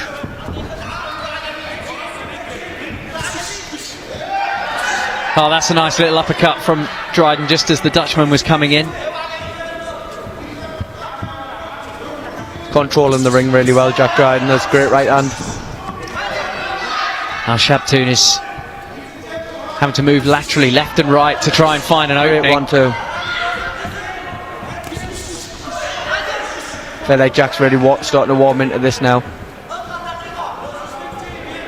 How much pre-work would be done studying an opponent like this? Would you watch videos, or is it very much the first 45 seconds to a minute where you think, I'm just going to try and figure him out? No, we do analysis on all of our opponents. We break them down. We've got a great system here with Great Britain Boxing. where they've got fighters from all over the world and footage from all over the world, so it's not often you go into the ring blind, you know, you sort of know what you got ahead of you and you build your tactics from that. Yeah. 35 seconds of round 1 to go. England's Jack Dryden in the blue, just catching him on the way in. It's a nice shot. The Dutchman is explosive, but Dryden is controlling the ring, an expert head movement to get out of trouble there. Great movement from the waist I was telling you about. He stays out of trouble really well, doesn't he? The power punches coming in from the Dutchman, but Dryden has just a little bit too much nous to be caught with them. Yeah, it's another great round of boxing from both guys, but I believe Jack took the better of the exchanges. Let's see how the judges have scored it. North-east of England churns out a few talented boxers, doesn't it? Oh, it does. Has replicated 5-0 across the board, as we expected. But like you say, yeah, the North-east got some great boxing talent, and now it's sort of been shown on the big screens and the big shows, you know. So it's a bright future for everyone involved, you know. I don't know if you remember the last couple of Olympic Games, the county of Yorkshire always puts themselves on the medal table because so many talented Olympians come from that county. You could almost do it for, you know, boxers from the northeast over the years. Yeah, that's it. Over the years, the boxing scene's been great in the northeast. You know, we've had a few Olympic medals and quite even more Olympians, you know. So Seconds out. Bright future ahead. We certainly hope so. Kieran McDonald with me, Chris Latcham on the call live Round on 2. BBC Sport and on the GB Boxing and World Boxing YouTube channel today. It's a great shot to start the second round from Jack Dryden. The backhand right just rocking the Dutchman's head back, but all of a sudden he's got a bit of defensive work to do himself. All action. Men's featherweight bout at the 57 kilo limit. Neither boxer taking a backward step. Jack Dryden getting the best on all 5 of the judges' scorecards, and both boxers missing slightly wildly in that exchange. Great little sneaky body shot again. Seems to sneak that in. Well, you're right about the movement from the waist up from Jack Dryden. It seems to get him into positions that perhaps other boxers wouldn't, like there, where he can get the body shot in as the Dutchman came rushing in. Yeah, he evades the right hand really well by moving from the waist. That's one of his signatures. And it's working for him so far. Dryden up on the scorecards after the first round. Now he's got his opponent backed against the ropes, but the Dutchman will explode out of there as he has done throughout this contest. Yeah, Dryden has his fans in the viewing gallery away to our left-hand side. He's looking to the referee. He wants a break here. Good body shot, but caught some leather going in as well, Dryden. Now he's having to backpedal and use that head movement again to get out of trouble, but he did ship a left hand. Highly technical contest, this one. 2 skilled boxers. Great defending on the inside from Jack Dryden there. Yeah, those punches look like they're landing, but it's just hitting glove, isn't it? That's it. It's a variety of defences. He's using his hands and he's using his trunk and his feet as well. Testament to what we're training at in the JB boxing gym. So Jack Dryden actually won gold on his GB international debut in Macedonia in November 22. What a way to set the standard for a future career. First trip, come back with the big heavy medal. That's it. Like I said earlier, he burst onto the scene and got selected for the first qualifying event, and if he keeps performing like the way he is, he's going to be going to the next qualifying event as well. So got a bright future ahead of him. Yeah, in Italy at the end of February and March, but before that he's got a handy and hardy Dutchman in front of him in Mahmoud Al Shabtoon, who himself won a gold at the Eindhoven Box Cup last year, silver the year before, as we head towards the end of this second round. Oh, it's great work, great work. Final message to the judges from Dryden as he backed away and then landed a winging left hand. Another great round of boxing. I believe that'll have went the same way on the judges' scorecards again. Everything he lands is nice and clean and crisp. You know, you can't deny that. Yeah, you talk about his big future. Everything he posts on social media, he ends off with the hashtag Paris 2024. He's in no doubt where he wants to be. Oh, absolutely, big dreams, and why not? You know, as he just took another round 5-0. He really believes in himself, and that's one thing you really do need. Does that come from the culture at Team GB, the GB boxing setup here in Sheffield? Oh, absolutely. You know, we're training the best, and we've got the best support staff around us. You know, so there's no reason why we shouldn't be at the top and achieving our Olympic dream. You know, we've got every facility and every door's open for you. Really, it's just for you to take the opportunities with both hands. The other thing, Kieran, when I got here this morning, I walked down the Seconds out. Hall of Fame that you've got, and on the wall there's Lauren Price, Galal Yafai, Anthony Third Joshua, and last Nicola round. Adams, Carl Froch is there, he had such success in the pro game, Luke Campbell, Savannah Marshall, all of those Olympic medals that were bred here. Oh, absolutely. We've got great foundations, you know. It's a great cycle churning out champions, you know, and we're just the next ones in line to take the success. Yeah, and we look forward to that future success as Jack Dryden once again takes the centre of the ring.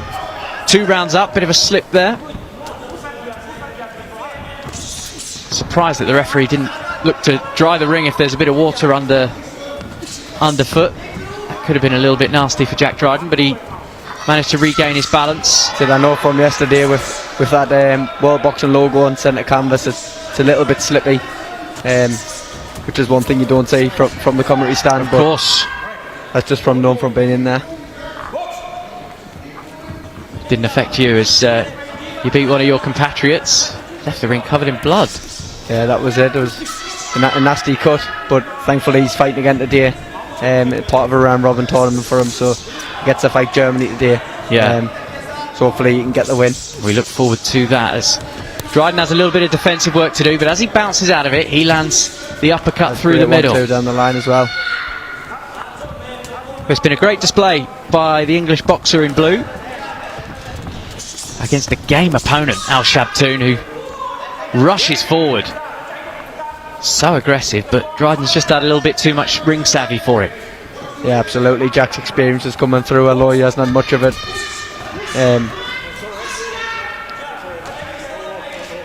He's tying the contest up really well. He's running the clock down really well, and he's dominating with his lead hand. He certainly is. Just over a minute left for Jack Dryden, and barring an almighty slip now, he'll be marching on in this one. Onwards and upwards to that hashtag that he posts on all of his posts. You mentioned that right hand, great shot got through. That's it, and he could potentially have another Home Nations contest on our hands tomorrow with Owen Allen Harris in the other semi-final. That would be 2 more JB boxers going at it for the Olympic selection space. 1-2 punch combo from Jack Dryden, who's ending this bout just as strongly as he started. Another little slip. Yeah, it's that movement from the waist is expert, isn't it? Yeah, it's like I say, that is his one thing, and almost feels good for Cuban in his defence. Great shot as well. He's really got his rhythm now, Jack has.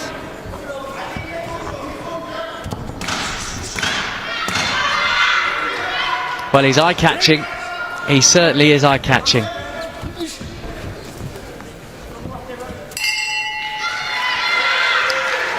Finishing about as he started. Found his rhythm nice and early, and great first contest of the tournament for Jack. 20 years old. Never mind one for the future. I mean, he looks like one for now. What a boxer. Oh, absolutely. And why not have it now, you know? Young talent wise, it got to be for the future, you know. If he's ready now, why not put him in and test him out and see where he can go. Well, you mentioned we may well have an all Home Nations final tomorrow, because Owen Harris Allen up next. If he can get through his German opponent, then we would get that semi-final, I'd say, rather than final. Bout number 34, please show your appreciation for both boxers. So, ladies and gentlemen, after 3 rounds of boxing, we go to the scorecards. We all officials at ringside score a unanimous decision victory in favour of your winner, And boxing out of the blue corner, it's Jack Dryden.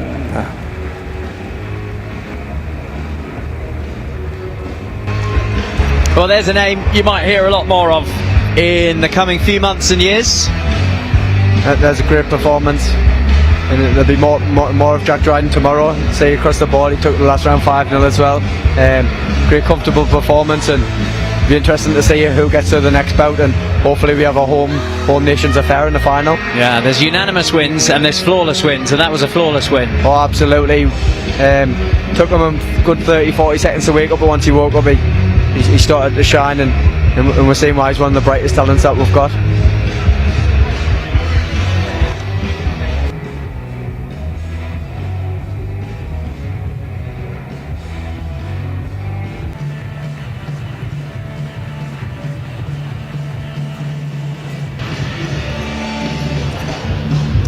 Off the back of a good win in his opening bout, Owen Harris-Allen of Wales beat Lundar Guntamar, the Mongolian, in his opening featherweight contest. Yeah, it was outstanding performance, that one as well. He really stepped up to the occasion and put on a showcase, you know, and hopefully more of the same today. And I believe that's what he'll be wanting. And as you mentioned, we could, if he can get through this next contest, we could well have an all-home nations bout tomorrow. We'll wait and see on that one.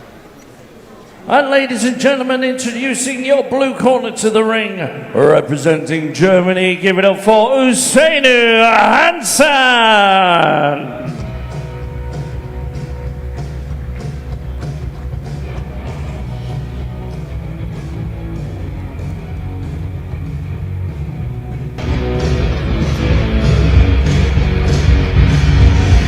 Now, Usainu Hansen, representing Germany, Gambian born but now based in Heidelberg, and he and his twin Hassan, they both now compete for their adopted country Germany I should say.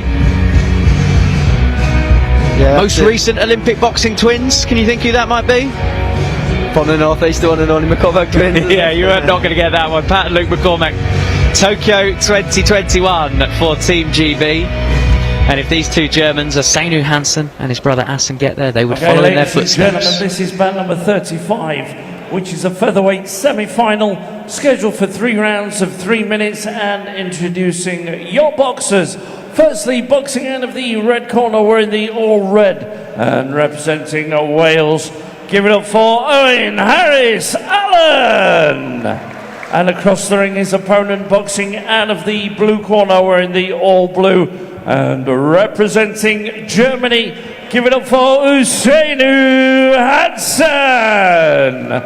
Your referee at the bell, representing England, Mr. Tony Buff.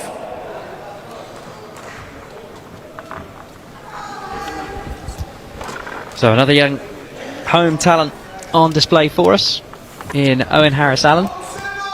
20 years young from Wales and wearing the colour that his home nation would have wanted. Round 1. Nice fast positive start. Sets the tone, doesn't it, when a boxer comes roaring out of their corner and lands a couple of fast punches. Looks like they seem to be targeting the body early.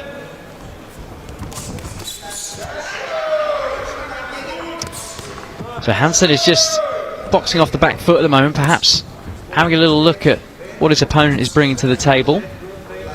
The Gambian-born German in the blue. Bit of snap in his punches too.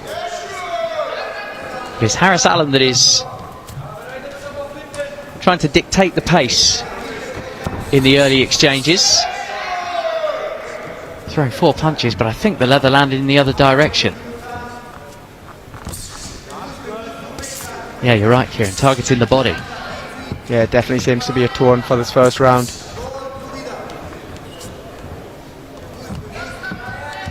Colin Jones is very experienced in the red corner, you know, and he'll have studied the opponent, so that could be one of his tactics. Yeah, it seems a slightly slower pace than the previous bout that we saw. 2 men just happy to stand in the middle and try and figure each other out in the early exchanges.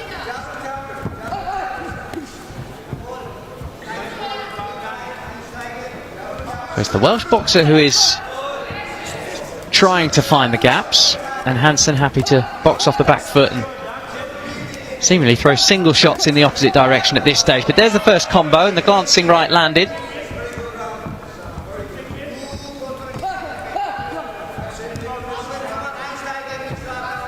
And the German corner away to our left-hand side. They sound like they like what they're seeing. That's it, led by Eddie Bulger, another experienced cornerman.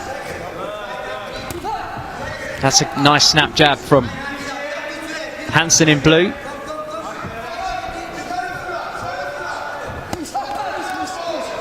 Harris Allen's he's been boxing since he was 7 years old. 20 now. Oh, that's nice. That's nice. Bit of that movement from the waist up that we saw in the last bout, coming up with a winging left. Caught his opponent clean.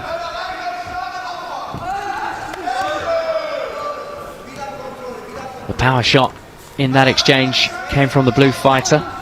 Really are trading leather from the centre.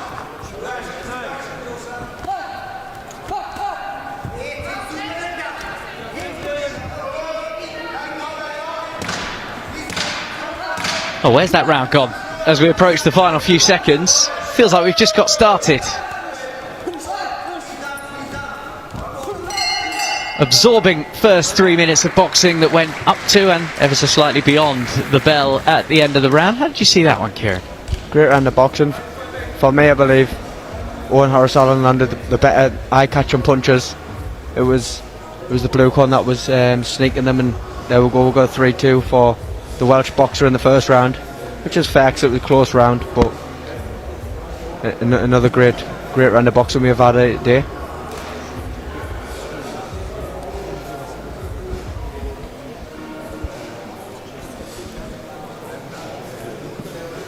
Certainly was a great round of boxing in the men's featherweight division. 57 kilo. It's absolutely astounding that Owen is here boxing at this level. He's overcome so much adversity in his young life. Lost his mother and his grandma just a month apart. Battled ADHD. Now says he's living with ADHD without treatment. Round 2. And he channels it into his boxing, and well, he's got to a good level, hasn't he, here at the GB Open. Oh, it's great. Good to see him channeling it in the right direction, making a positive impact on his life. Yeah, there was a time where he admits he walked away from the boxing gym and perhaps wasn't living his life in the right way, but boxing found him again. He found boxing, and here he is representing his country on the international stage. So Owen Harris Allen of Wales, age 20, in the red jersey, up against his German opponent Usaino Hansen in the blue.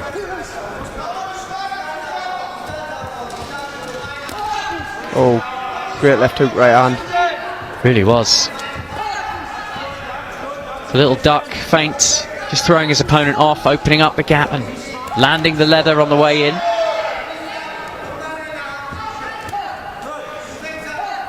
Looks great stylistically, doesn't he, Harris Allen? Yeah, looks so comfortable in there. Such a young age boxer.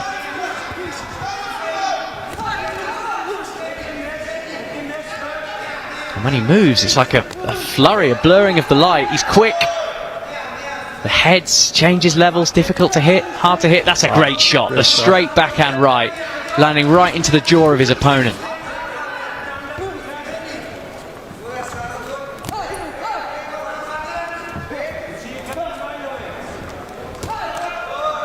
Halfway through round 2 here in Sheffield. Well, the Germans are enjoying what they've seen in the last 30 seconds or so from Hansen. There's that right hand again. He's having some success with it, isn't he? Yep. Calls out every punch he throws as well, Harris Allen. Almost an echo to the punch, as if to say to the judges, if you can't see the punches, you can hear them. That's it, he's controlling this round really well. Still hasn't taken a backward step. Laser focus from the young Welshman.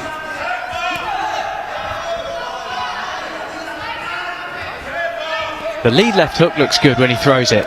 Absolutely, he's finishing all the exchanges with no catches. The judge's eye as well. Lead left hook, power uppercut from the right hand. He's got it all. Jabs well. That's nice. Nice combo work, and then out of trouble.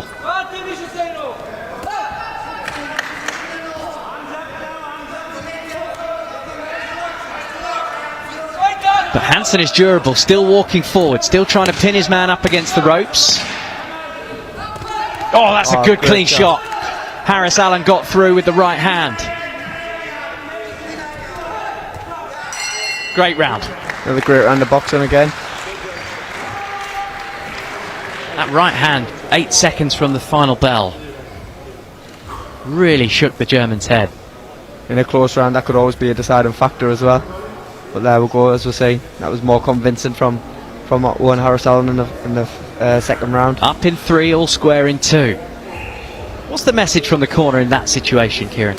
You know, for me, it's control the bout. You know, don't get overworked and outworked, but sort of control the bout, because you're boxing again tomorrow, so you've got to reserve a little bit of energy and be careful of head clashes and injuries and things. But you still got to be competitive in the final round, because as we were saying before, if you lose the last round big and convincingly, that it could cost you the bout. So sort of stay competitive, but don't get over involved in anything you don't need to be. So Owen Harris Allen Seconds out. up on 3 of the judges' scorecards, all square on 2 of them. Needs a solid final round here, the man from Apollo's ABC gym in Flanaden near Cardiff.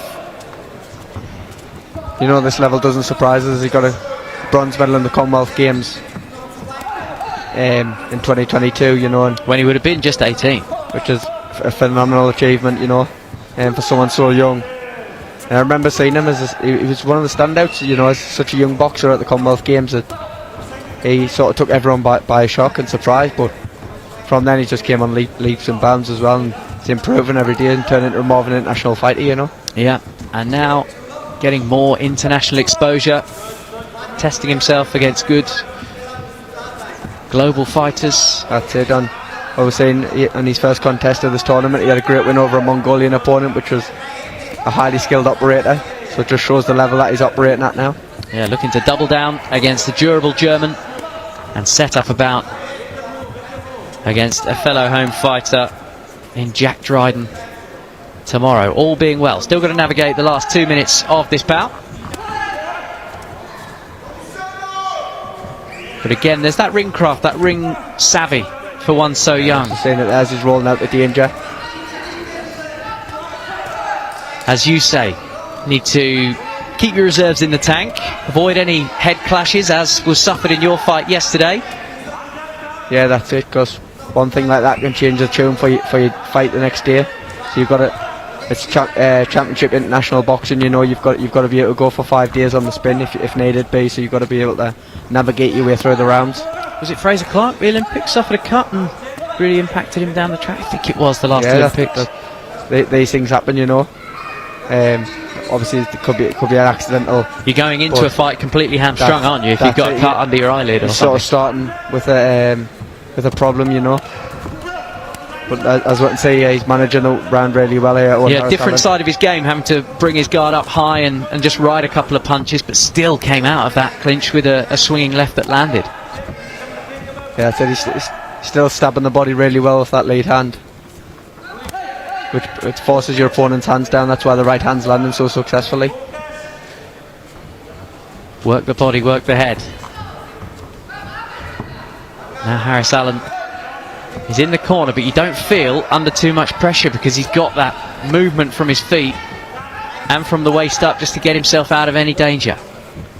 I'd say this is a great performance from Owen Harris Allen.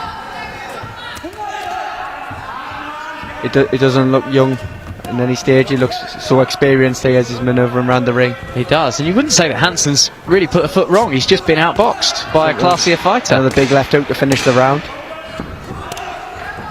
He's navigated this last round beautifully. Yeah, good power shot he shipped just there, but he got one himself coming in. Excellent fight, excellent fighter from Owen Harris Allen. We will await the official judges' scoring, but I mean, you have to lean towards a comfortable victory for the man in red. Oh, absolutely. Great performance from Owen Harris Allen.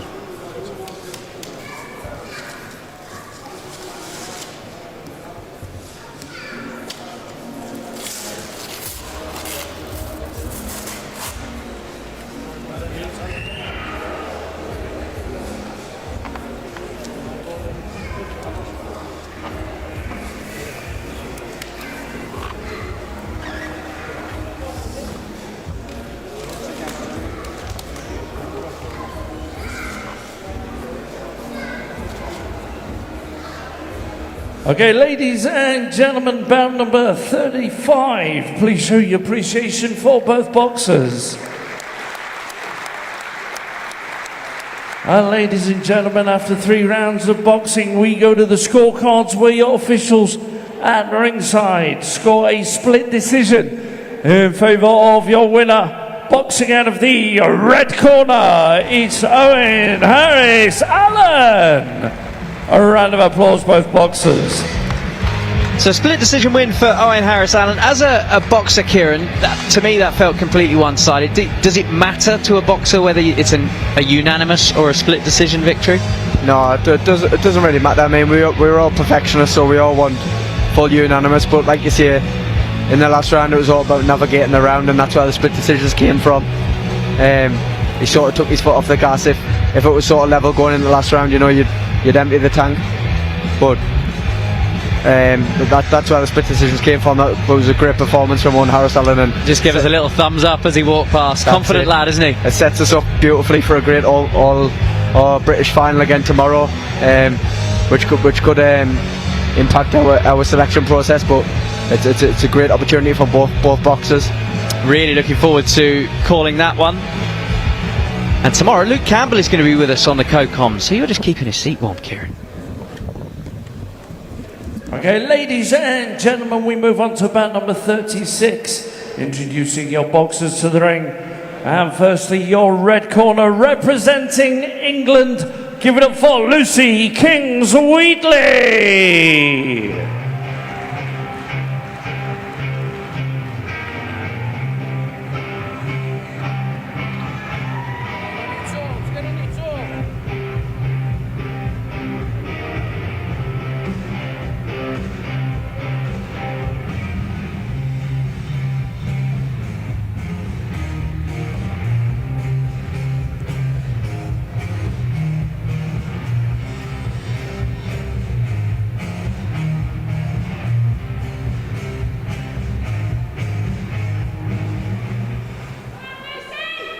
And ladies and gentlemen, introducing your blue corner, representing Germany, give it up for Lena Buchner.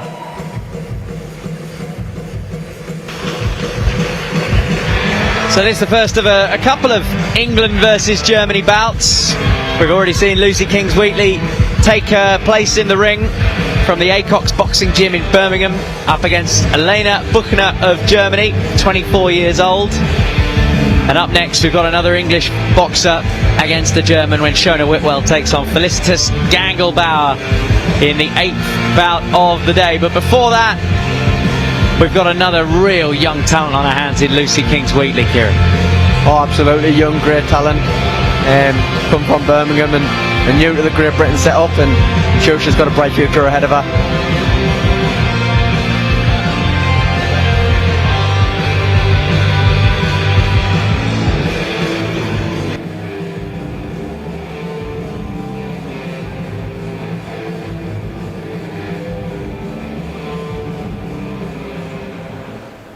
Okay, ladies and gentlemen, this is bout number 36, which is a women's lightweight semi-final scheduled for 3 rounds of 3 minutes, and introducing your boxers.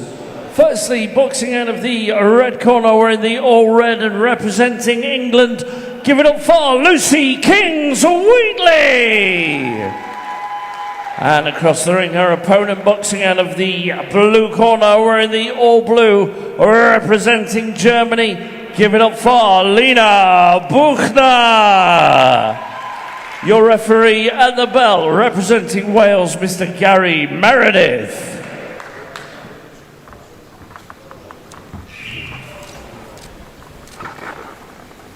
Right then, so Lucy Kings-Wheatley, another one of the young talents off the GB Boxing production line, up against Lena Buchner of Germany. Now, Lucy boxes on the GB Academy squad, you're on the podium squad. Just explain the difference between the two, Kieran.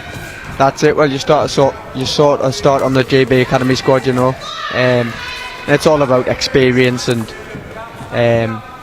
you come through with results, and you sort of get moved up to the podium squad as you sort of progress through your international career. The only main difference is academy train Thursday to Sunday every 2 weeks, and podiums every week from a Monday to Thursday here in Sheffield. Yeah, and all with eyes on podiums, as the name would suggest. So, thank you for clearing that one up. 30 seconds into this round in the women's lightweight division, 60 kilo limit. Lucy Kings-Wheatley, who has such a great record in her young career, only one competitive defeat from Birmingham. She's got a nice sort of languid, fluid boxing stance and style. Great jab. Landing good shots, good jabs, with her weight off her back foot and using that to spring forward. Clean jab into the face of Buchner in the blue. Sneaky little uppercut on the way out as well there from Kings-Wheatley.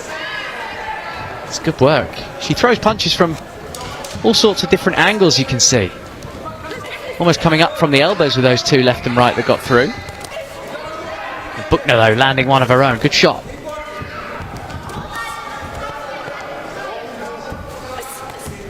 She's already got an international gold on the youth circuit, Lucy Kings-Wheatley. Won in Spain at the Boxing Youth International last year.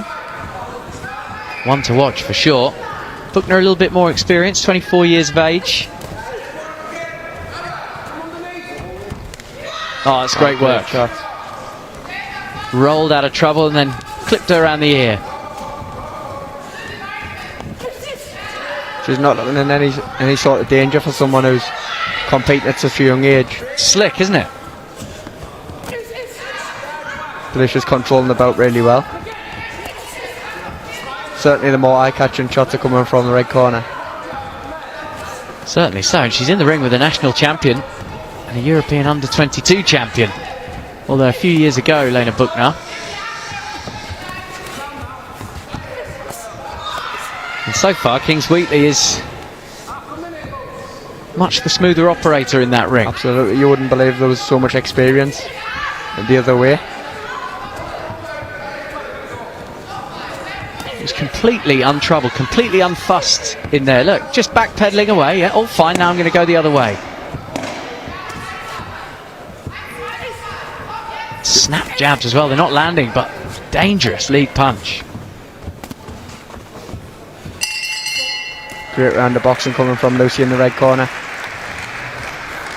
Yeah, so a couple of wins on the international circuit. Won the Silesian Open in Poland in September, and you'll know a little bit about this, Kieran. She talked about it being an invaluable experience, boxing back-to-back-to-back fights. More so perhaps than the actual outcome, the gold. Yeah, absolutely. Boxing 3 days, 3 fights in 3 days is a task in itself. You know, making weight every day is a task in itself, and that's where the experience comes from. It doesn't matter if you win or lose, especially when you first get onto the Great Britain Academy squad. You know, it's all about development and improving and getting these experiences, because when you go to the major tournaments and the qualifying events and the Olympics and such, you need to be ready to perform every day at a high level. Yeah, and it's interesting, isn't it? Because GB, is my understanding, they don't operate a system of box-offs. So if you've got the two fighters at the same weight that could go to the Olympics, they don't see the merit in just going, we'll have a fight and we'll see. It's more about how you'll carry yourself, as you say, when you get to these international tournaments. Absolutely. Boxing back-to-back. Because as we've seen, it, Round 2. one bout can't make a difference, you know, because there could be an off day, but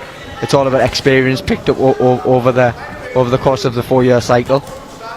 Yeah, other nations, USA among them, they do have box-offs to go to the Olympics. They would say that it works, but GB, well, their medal record, they would say, stands for itself. Lucy started brightly again after taking that first round 5-0 across the board. Yeah, comfortable first round victory for the younger boxer in the red, representing England against her German opponent in the blue. So the pressure then passes over to the German boxer, who needs to find something to head towards the mid portion of the fight. Kings-Wheatley looks so comfortable in that first round, doing this, a lot of this, backing away and then she's got such a nice pouncing rhythm. in. That's it, when you've lost the first round 5-0, you've got to then change your tactics and try and find what's going to work to sway the judges in your favour. And that's really nice. And Kings-Wheatley went from backing away, throwing nothing, to throwing a 5-punch combination there. She's boxing really well off the back foot, dictating the pace of the contest from the outer circle of the ring. And now showing a different side of herself, forcing her opponent back onto the ropes. Uppercut coming through, just under the chin of Buchner.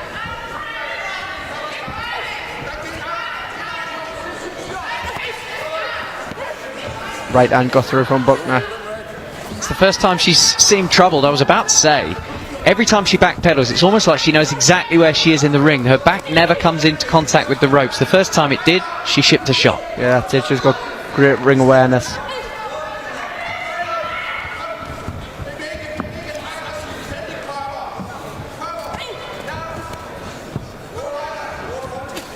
Incredibly measured performance this from Kings Wheatley, who did catch one there, but she landed two of her own. You can see the German trying to force the tempo of this round. And she's having some success from it as well. She's got to try and make it uncomfortable for Lucy in there, because at the moment Lucy's just moving around the ring without a care in the world. Yeah, so Buchner starting to stalk her opponent, trying, as you say, to change the pace of the fight. Kings Wheatley's right hand from Buchner. Yeah, Kings Wheatley's happy enough to stand there and trade when it calls. Good shot, Buchner again, but the better of the exchange came from the English fighter in red.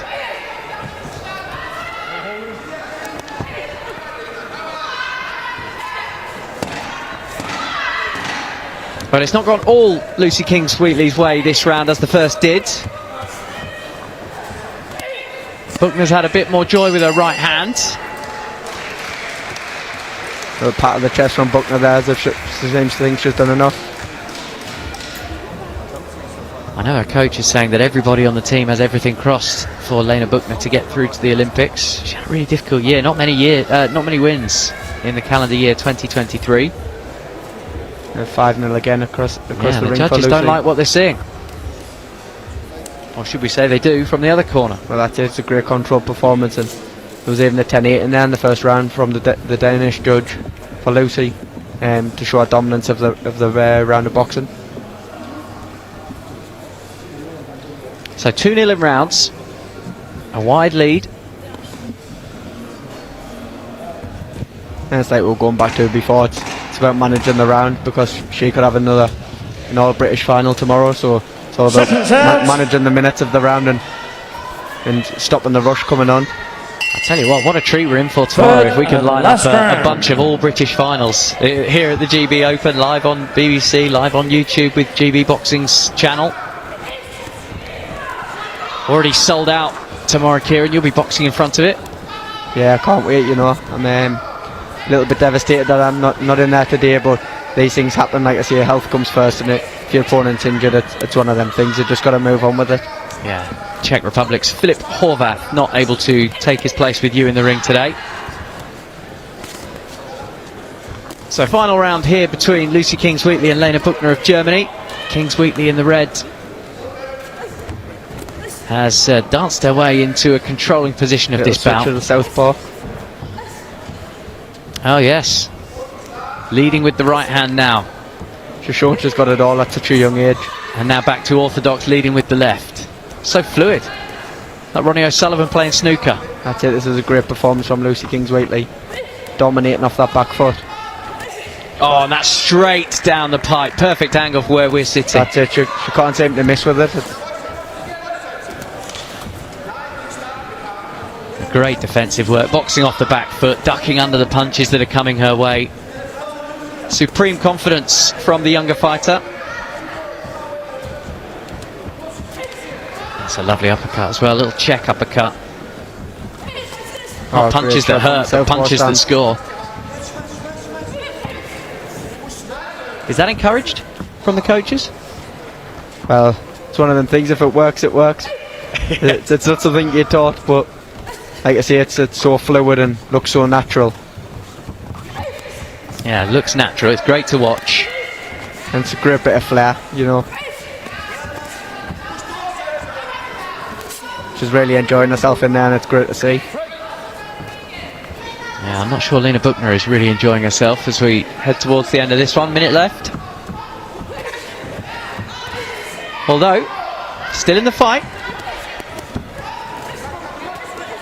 Now working the body, Kings Wheatley. left and right side. Back onto the orthodox stance, leading with the left hand, but again shaping, can go either way. Great movement. Slick stuff, great to watch. Oh, great little uppercut on the inside there. She really is enjoying herself in there, and why not? Yep, wide margin on the scorecards. 20 seconds left, and the flair has really come out in this final round, as Kieran's pointed out, switching stances from the orthodox to the southpaw, backpedaling, landing snap uppercuts from left and right, and that there, just gorgeous. This is a great display.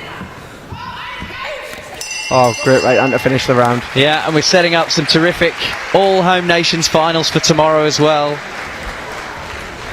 I think the coaches will be really pleased with that in that red corner.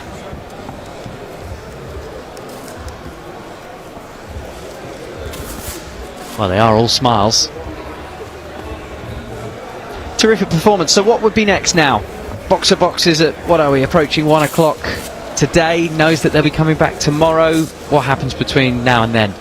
It's all about getting out the ring, getting your recovery in, and, you know, checking your weight and making the weight for the next day. You know, you've got to step on them scales.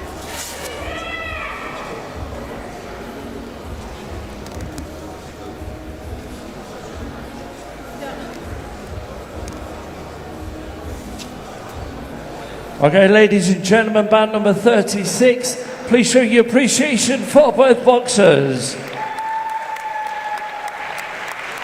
And ladies and gentlemen, after 3 rounds of boxing, we go to the scorecards, where your officials at ringside score a unanimous decision victory in favour of your winner. And boxing out of the red corner, it's Lucy Kings-Wheatley. A round of applause, both boxers. Commanding win by the young English fighter, who will now, I imagine, go backstage, find a telly and tune in to the next bout, Shona Whitwell against Felicitas Ganglebauer, to see who she'll box tomorrow. That's it. I mean, she'll be on them scales first, then probably get on the skipping rope and try and sweat a little bit weight off while watching the bout and seeing what's ahead for tomorrow. No rest for the winning. No, that's it. It's all about being professional and getting your recovery right, because you've got to go again tomorrow and perform at a high level once again.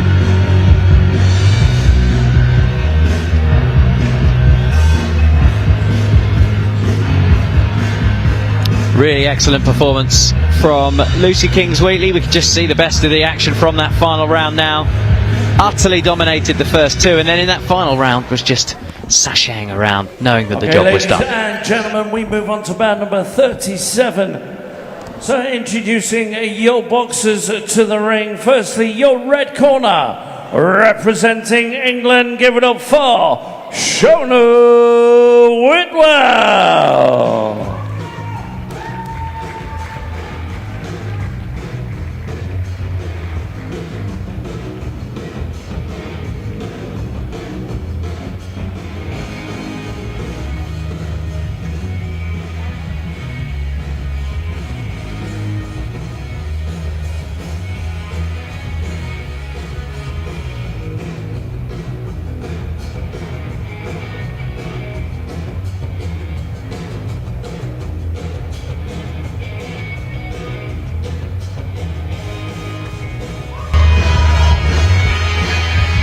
So Shona Whitwell knows who's waiting in the final, should she get through this test.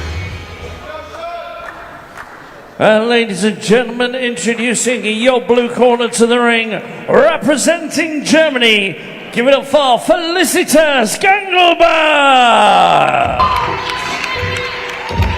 But to get to that final, she's got to get through this test. Felicitas Ganglebauer, both quite similar of stature. Tall, both proved awkward opponents to shorter opponents, but actually they're going to match each other up. And the other thing that separates them, Kieran, is both the southpaws, but actually if you're boxing against another southpaw, it takes away that little mark of difference. That's it, you fit together like a glove, you know, so it's all about navigating your way around the ring and changing your position in the ring and we've got to sort of go both directions and keep off the backhand. You know what you're not used to doing is fighting the same style.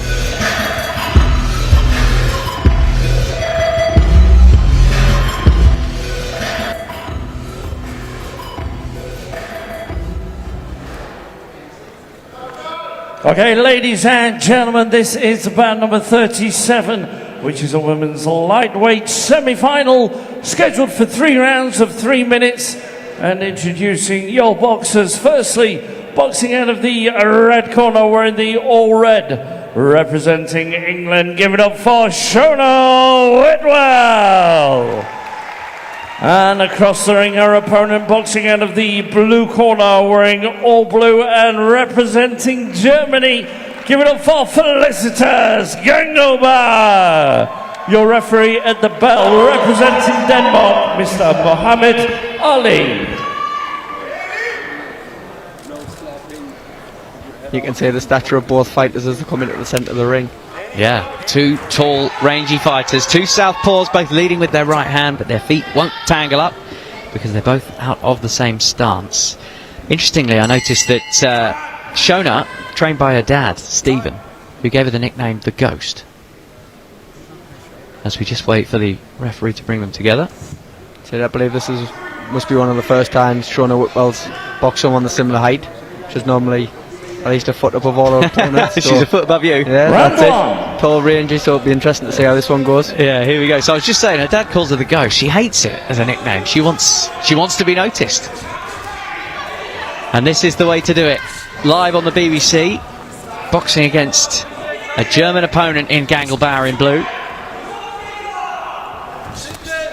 Oh, it's nice work on the inside.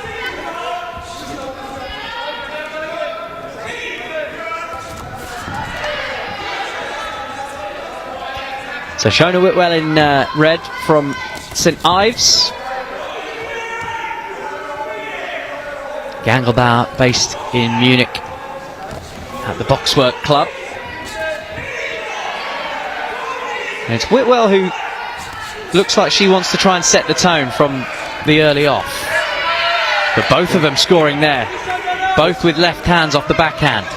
That's it with the low lead hand of the southpaw stance, that the backhand's open for both fighters.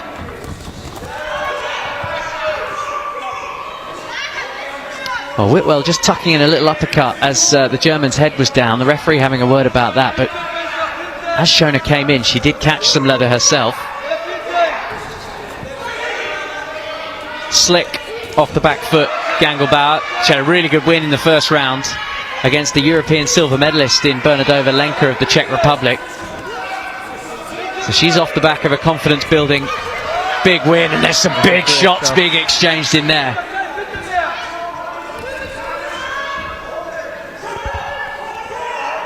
Just worth pointing out that these two are the same weight as the guys in the fight before, and they look completely different stature. That's it, it shows us all boxing's for all shapes and sizes, you know. It's not just one shoe fits all, you know. It's open for anyone. Yeah, Whitwell just hanging on because she caught left as she went in there. Once again, second time in the fight, the referee's asking her to watch her head as she rushes forward. Gangelbar, for me, is just getting the better of this first round, coming off with the cleaner final punch of those exchanges, Kieran. Yeah, that's it. I mean, 2 counter punch and southpaws, you know, a round can change in a matter of 10 seconds. That's a great lead that's a hand good from shot. Shona Whitwell. Snapped her head back, didn't it, that jab? Yeah, it was a great shot. The volume has just gone up in the arena, both sides well supported.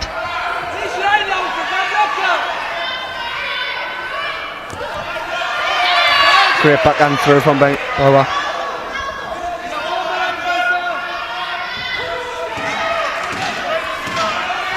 Approaching the outs, good work. Great finish to the round. Whitwell heard the clapper, 10 seconds left, and went on the offensive. A little bit of an untidy end to the opening round, but a very good opening round. Great first round. I would imagine that would be a split round across the board for the judges. Very tough to split the two of them. Great first round of boxing. I believe Shona Whitwell landed the better shots, but the volume certainly came from the blue corner. So Kieran MacDonald of Team GB, flyweight.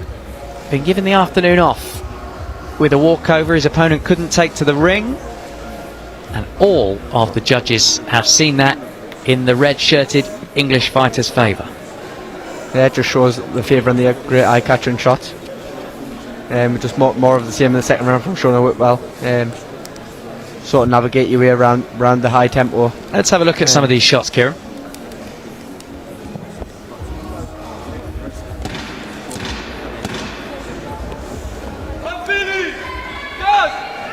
Seconds out. Yeah, perhaps the cleaner work was coming from Shona Whitwell. As you say, the volume Round came two. from the blue corner. The judges preferred the work from the red. So 1 round up, Shona Whitwell against her German opponent. She had a really successful year last year. A couple of golds, 1 in Spain, 1 in Finland. Following up a couple of international wins in the year before, 2022 as well. How she'd love to do the same here in home soil. Good exchange, and again actually it was Whitwell coming away with the cleaner of the last shots there. Now she's just holding on. Third time the referee has had a word with Shona. Gangelbauer is awkward, isn't she? Even against an opponent the same height. Long levers, long limbs.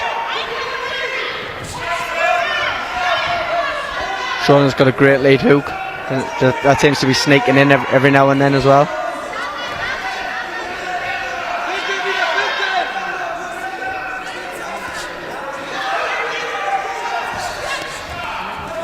Gangelbauer just ducked under the advancing Whitwell's punches. Whitwell just holding on to the clinch, trying to land a couple on the inside, but then backing out of trouble nicely.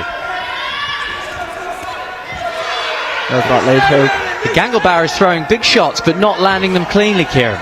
Yeah, she's starting to force her work a little bit now. She's starting to get a little bit desperate and sort of coming unstuck a little bit. Some smooth combination work coming forward from the red shirt as well. Whitwell landing in 1s and 2s. Yeah, she's warmed into this really well, Shona. She's woken up a little bit, and the more eye-catching work's definitely come from the red corner, I would say now. Yeah, the first round felt quite tough to call. Referee's going to have to pull them apart here. This time he has a word with Gangelbauer in blue. Finally, she does come in with a couple of heavy scoring shots, the German. But Whitwell immediately back onto the task in hand. None of those got through. That one did. That lead hook. Oh, 1-2 combination. That's one of Shona Whitwell's best shots, that lead hook from that southpaw stand.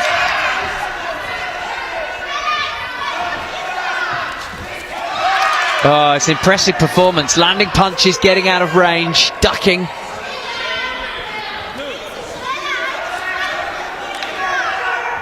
But Gangelbauer keeps coming forward. It's interesting to have Luke Campbell helping out tomorrow, because they'd be impressed with this performance. This is a bit of a Luke Campbell performance from the southpaw stands. Well, Luke Campbell knew how to win fights. Olympic champion from London 2012 will be with us in the commentary box tomorrow. Kieran, you can't be, because you've got to go and put the gloves on. That's it. But I've got to go and finally have a go, haven't I? So 2 rounds in, we're going to get a look at how the judges scored that second round there. Yeah, another 5-0. That was more dominant from Shona Whitwell that round. More convincing. It looks a bit of concern on the face of Gangelbauer as well. She knows that, well, this is getting out of hand. That's it, and setting us up nicely for another All-British final tomorrow with Lucy Kings-Wheatley. Of completely contrasting styles as well. That's it, it'll be really interesting to see how that one goes. That could be one of the bouts of the day. Yeah, so Kings-Wheatley is shorter, but boxes so slick, as we saw just 10-15 minutes ago. And Shona Whitwell, barring a slip, will be joining her in tomorrow's final. Third and Loving the last action round. here in Sheffield on day 3 of the World Boxing Cup, the GB Open. So much home interest, and what makes it even better, Kieran, is most of them are doing really well. Well, that's it. We're going to have a lot of home nations in the final tomorrow. for everyone tuning in and for the sold out crowd here. Yeah, you won't want to miss it. You get to see this again from Shona Whitwell. Oh, beautiful switch That's from lovely. everybody. Upstairs, downstairs, terrific combinations.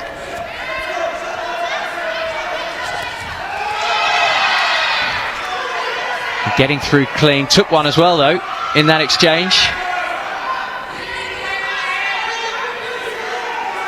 She's really found her rhythm here, Shona Whitwell. Just starting to enjoy the contest. Yeah, the second round was completely different to the first. The judges saw it the same, but a little bit messy. She found her rhythm in the second, and now she's almost gliding through this final round. Gangelbauer still there though, still proving a durable opponent. With her own designs on Paris, of course. The Germans have sent a really good cohort. They've turned up in their numbers to this event. Yeah, that's it. The Germans have got a really strong team they have heading into the qualifying event.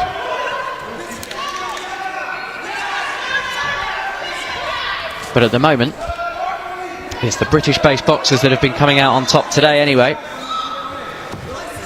So Shona Whitwell has a minute 24 to navigate to find her way through to tomorrow's final, and that might be the best shot she's thrown.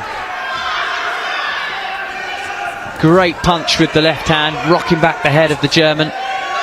Like I say, she's really found her rhythm in this last round.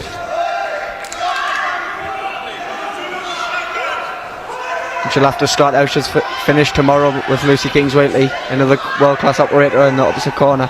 Yeah, I mentioned that her dad calls her the ghost, and she doesn't want to be the ghost, she wants to be noticed. Well, performances like this will see people sit up and take notice. Oh, absolutely.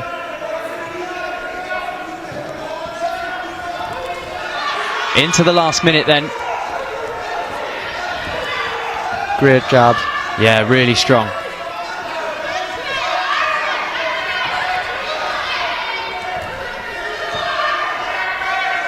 And the movement's great now as well. Confidence just flowing through. Did catch one coming in. Left hand from the German boxer. Well, well, well. It was all going so well, but all of a sudden, how does that impact the judges' scorecards? A standing 8 count against Shona Whitwell, who was well ahead, and the German is trying to pour it on towards the final bell. Bell's game had a great time. So the referee takes the standing 8 count when he feels that a shot has been taken where the boxer just needs a moment. That's it. I mean, Shona probably felt alright in herself, to be honest, but if it's a big eye-catching shot, sometimes the referee will step in. People watching at home that follow pro boxing will say, why is that a count? I don't understand that. That's it. And Shona in the home corner will probably feel the same thing. I don't think it'll have affected the swing of the contest, because Shona was dominating the last round anyway. But that was a great performance. But like I said earlier, one little switch off in the last round could cost the contest. And you know, if that had come earlier in the round or even in the second round, then you never know. We shall see. Okay, ladies and gentlemen, bout number 37, please show your appreciation for both boxers. So, ladies and gentlemen, after 3 rounds of boxing, we go to the scorecards where your officials at ringside score a unanimous decision victory in favour of your winner. Boxing out of the red corner, Shona Whitwell. A round of applause, both boxers. So unanimous, even with that standing 8 count taken by the referee in the final round, shows that Shona Whitwell had already laid down the groundwork for what is a terrific win. Oh, absolutely. We're seeing as the scorecards with 5-0 across the board again. Shows the judges didn't really take into account the one shot, but Shona Whitwell was dominating the round. When it sets us up nicely for another home nations fight with Lucy Kingswaitley tomorrow. It really does. And up next, Kieran, for my money, this weight class is contesting for the best in class at this week's event. The women's middleweight is absolutely stacked, and that's what's coming down the track.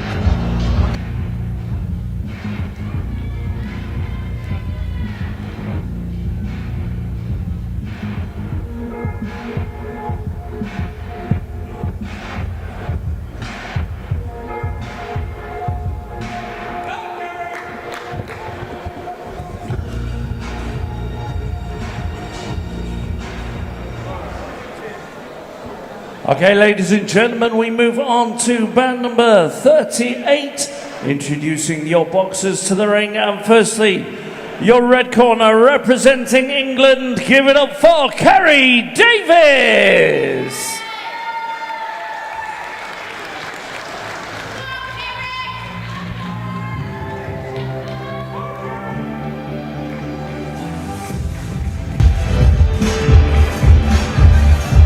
So Kerry Davis makes her way to the ring from Cheltenham, 26 years old. Had a really solid victory against the London-based Nigerian boxer Patricia Mbata yesterday morning.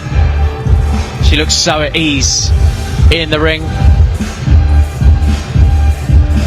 aiming to fill the void left by the great Lauren Price, who's on that wall of fame just out there.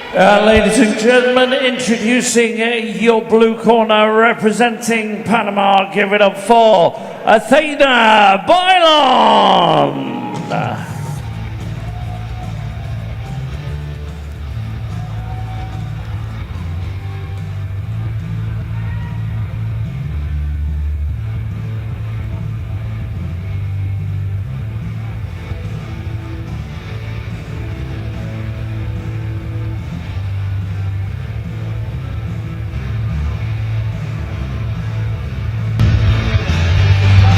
So experience abounds in the blue corner. Athena Bailon of Panama, already been to 2 Olympic Games and already qualified for a 3rd. 34 years young. What a great opportunity for Kerry Davis to test herself against that much experience, Kieran. This is it. This is a great time to test yourself in Olympic year against someone of this calibre, and it's only going to build momentum going into the Olympic cycle.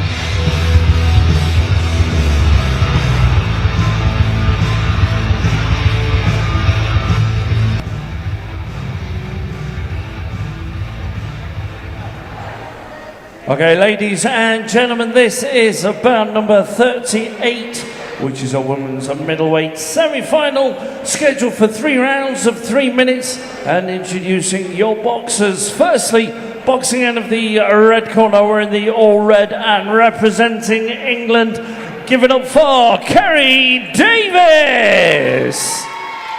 And across the ring, our opponent boxing out of the blue corner, we're in the all blue, and representing Panama, give it up for Athena Bailon.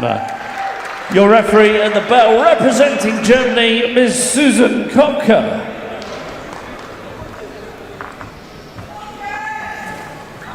Well, Bailon came through the impressive Norwegian Sunniva Hofstad in the opening bout. Unanimous win, but for my money, Kieran, I felt the Norwegian was a little unfortunate. She had a point deducted. I thought she was absolutely excellent in that fight, but Bailon showed her experience. That's it. Experience is massive in these type of contests. So yeah, I mentioned that Lauren Price went to the Olympics in this weight category, the middleweight category for Great Britain, 3 years ago. Came back with the gold and has now turned professional. And that's the void that Kerry Davis and others are trying to fill for Team GB. Right here, she's representing England. Such a great weight class, this women's middleweight division, 75 kilo cut-off. The 75 kilo division's been stacked this week here in Sheffield, hasn't it? Certainly has. Now Bailon with the southpaw, and she has a tendency to do that. She palms out her right hand as if she's reaching for distance, almost like an antenna, and in she comes, boxing off that back foot. Kerry Davis rode that one and backed away, but the judges may well find that a scoring shot from the blue corner. Davis looks so slick in her first win.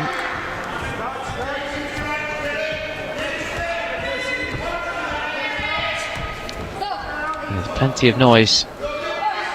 The referee telling the boxers to engage. Yeah, Susan Kopka not happy with the slightly ponderous start from both boxers as they scope each other out early on. So Bailon is turning up the heat. Davis still looking to take her time.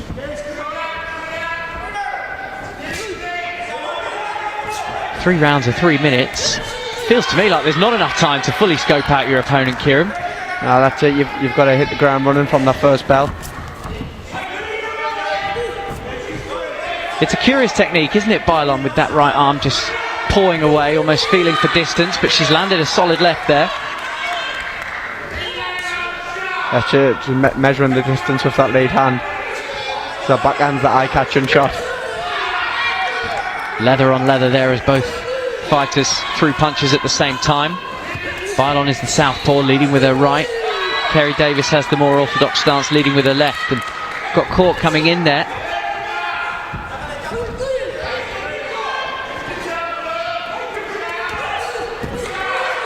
Not quite the volume of shots. Jab, jab is the instruction coming from the viewing gallery away to our left-hand side. I think Kerry Davis has brought a couple of family with her.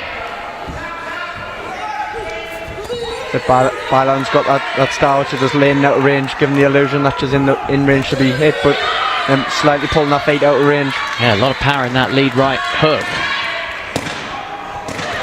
Great right hand from Kerry Davis.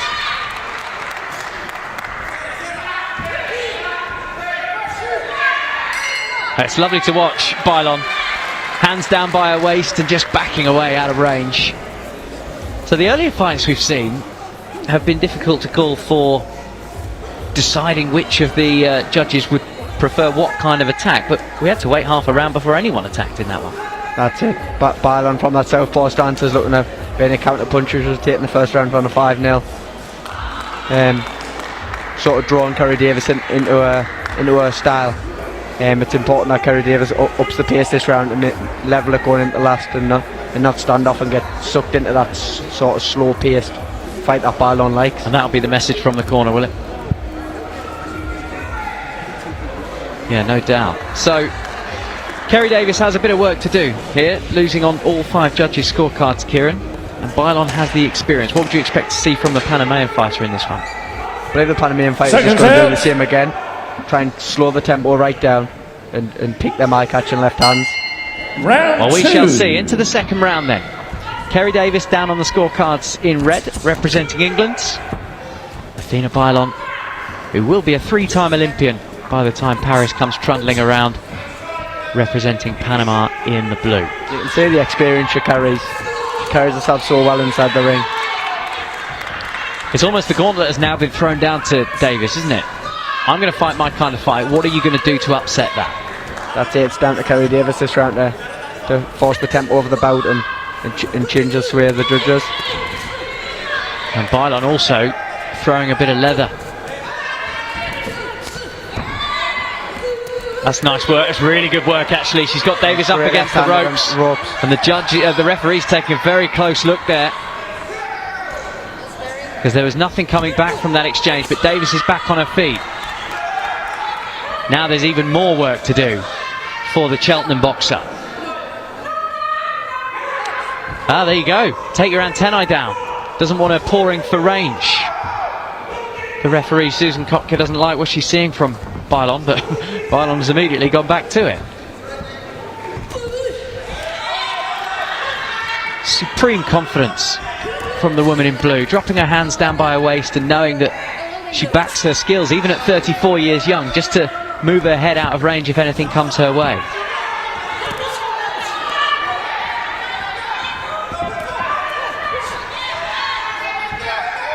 Well, the aggressive stuff is coming from blue. Great right hand from Kerry Davis. We need more of them. Yeah, it's single shot stuff though, isn't it? So difficult to get within the range to land multiples. That's it. Bailon's such a hard target to pin down. Once you get her, you've got to let your hands go. So Davis is stalking. Just heard somebody shout, you've got to work harder. I'm not sure it's about work rate. I just think it's trying to find the right angles and distance. It's a hit and a move. It's hitting a moving target. It's a hard thing to do. But you've got to try and increase the tempo with your feet to make mistakes. And there's experience. Just locking her up, taking 10 seconds out of the bout there, Bailon. Running the clock down. It's the equivalent to taking your time over a throw-in in football, driving the manager mad. Bailon's shoe, I think. Shoelace, yeah. Shoelace has just come untied, so we'll take a quick pause.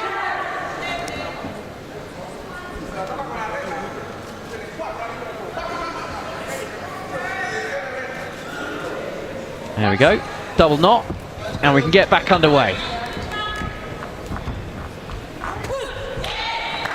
So Davis needs to try and pour it on here. Lost on all the judges' scorecards in the first round. She shipped her. The biggest flurry in this second was against her. Bailon is showing her experience, showing her class. End of the second round from Davis. Just needs a flurry. I wonder if Bailon believes she's already up on the judges' scorecards for this round. She looks... That's such great technique, isn't it? Punchy from the waist. Nod from both fighters, walking back to the corner, and a big smile on the face of the woman in the blue corner.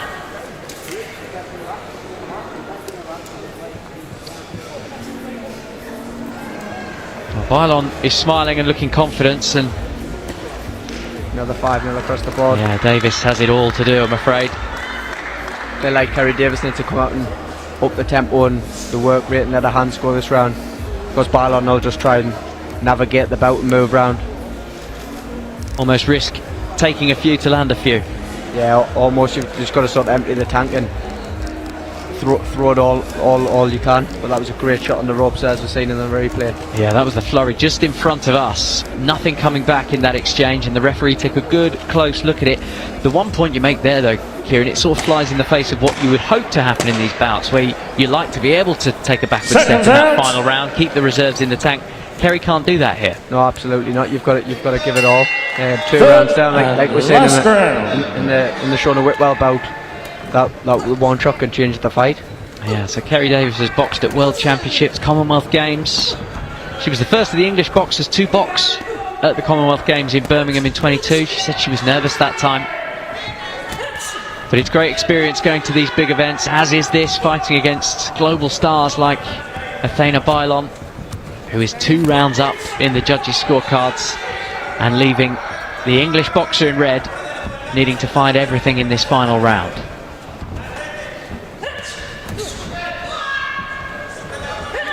Well, it's walking pace for Bailon. She's so confident, hands by her side, happy to let the ropes brush against her back and just trust the fact that she can sway out of range. This is experience from Bailon, you know.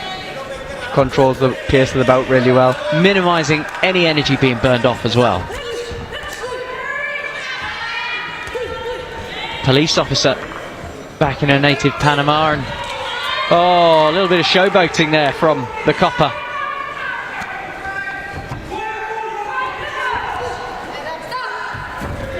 And again, I think that is experience, because that will just take another 10 seconds out of the contest. Oh, absolutely. Susan Kopka, the referee, will wipe down the gloves. That'll burn off another couple, and we're back underway, and Bailon is inching towards a final on the international stage here. Like Kerry Davis is trying to up the tempo. She's got a really experienced operator in front of her. So difficult, isn't it? Oh, you sort of open the tempo but falling into the traps that are being set from the blue corner. Oh, she got caught, but she wheeled out of trouble, and she looked good while doing it, actually. Athena Bailon, credit where it's due.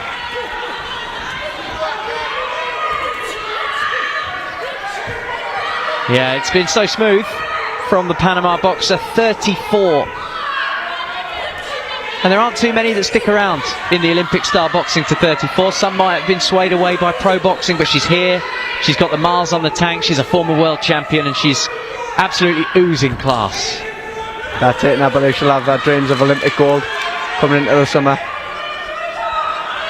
Well, there you go. There's your tip from a man who himself is eyeing Paris 2024. What a shout that is, by the way. Tipping someone for Olympic gold 6 months out. Like it. I know her and a Canadian boxer both got a little bit rivalry there. It'll be interesting to see how that one goes in the Olympic Games. It certainly will. Into the last 10 seconds here, and we're going to have a little natural break as well. Just the shoelace again. Oh, the vest's come undone. Yeah. And we're going to hear the final bell any second now as well. So a final tuck. But in truth, she's tucked her opponent up. Absolutely excellent 9 minutes from Athena Bailon, who Kieran's tipping for Olympic gold this summer. And just a nod of approval as well from Kerry. I think she realises she's been in the ring with some real class there.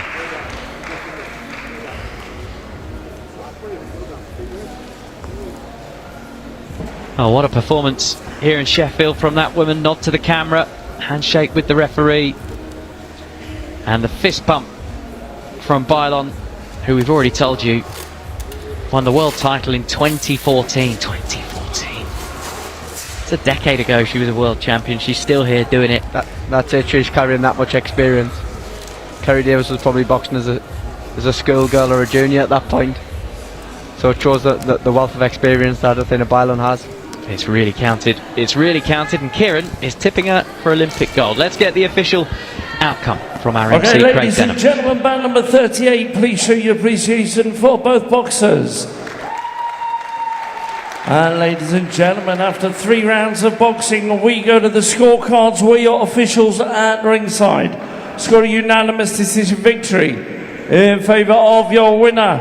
And boxing out of the blue corner, it's Athena Bailon. A round of applause, both boxers.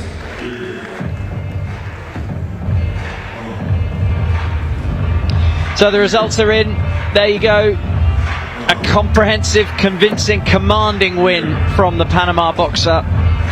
Kerry Davis will still have eyes on the Olympic qualifying tournament next month, at the end of next month I should say. But Kieran, you're tipping the woman in blue there for the Olympic gold. Oh, absolutely. That'll send Kerry Davis in a great position. That's a great experience that you don't normally get, fighting a boxer from Panama when you're on the European circuit. That's something different, and that's the things you need going into the Olympic qualifying event. Certainly is. And the next fight, Kieran, well, that one will wet our whistle. I think this is a fight of the morning contender. We'll hand over to our MC, Craig Denham.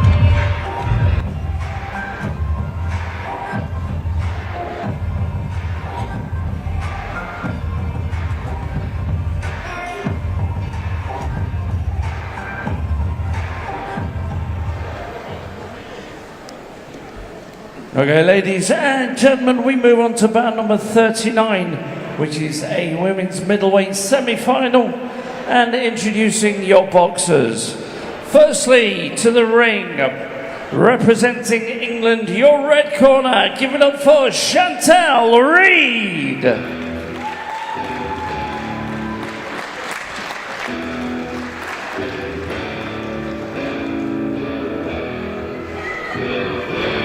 Now this is going to be a fight.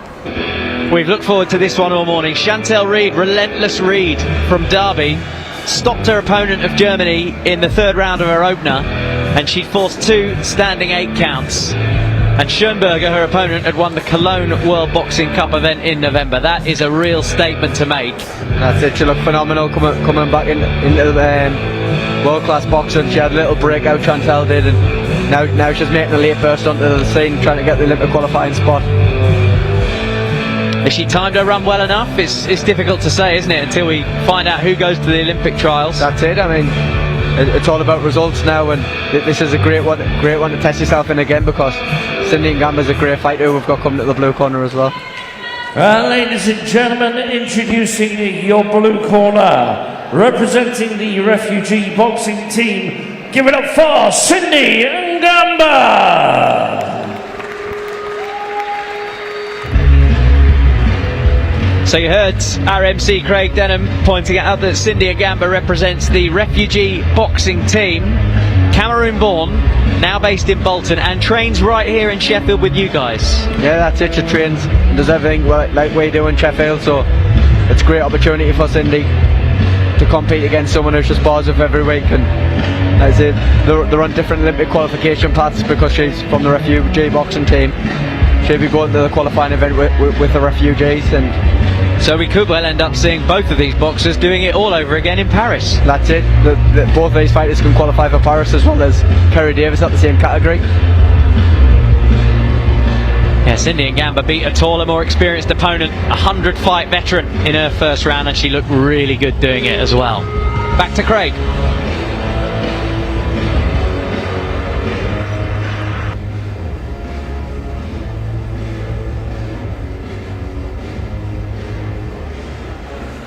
Okay, ladies and gentlemen, this is bout number 39, which is a women's middleweight semi-final, scheduled for 3 rounds of 3 minutes, and introducing your boxers.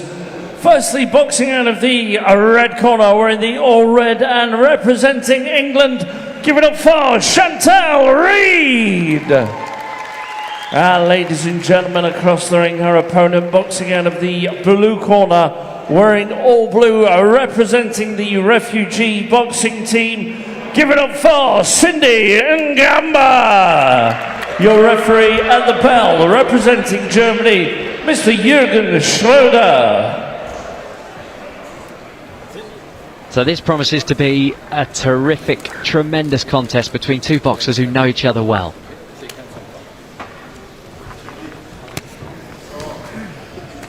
That's it, these two have shared hundreds of rounds in the gym together, so they know each other inside out. Hundreds of rounds. Round one. Hundreds of rounds. Wow. Well, we're going to enjoy the next 3, no doubt. Chantal Reid of England in the red, Cindy Ngamba of the refugee boxing team in the blue.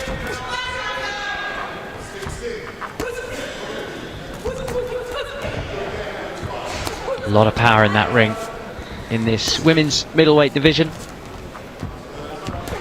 75 kilo cut-off, and it's Cindy Ngamba looking to do what she did in her first fight against Love Holgersen, where she chases her opponents down, doesn't give you a second. Yeah, she's a relentless type boxer who throws everything at their opponent. Everything and the kitchen sink. A relentless boxer. But Chantal Reid calls herself Relentless Reid. And they've started at a good old pace here. And Ngamba's throwing the combination punches, but Reid equal to it. Looking to find her range early on with the jab.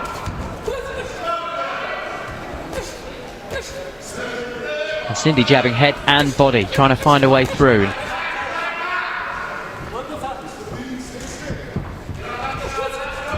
Chantal Reid is just out there, set a great tempo for the first round. Certainly has. Chantal Reid just biding her time, it seems to me. Just trying to find her range and maybe measure Cindy's advances. Great body shot from Cindy.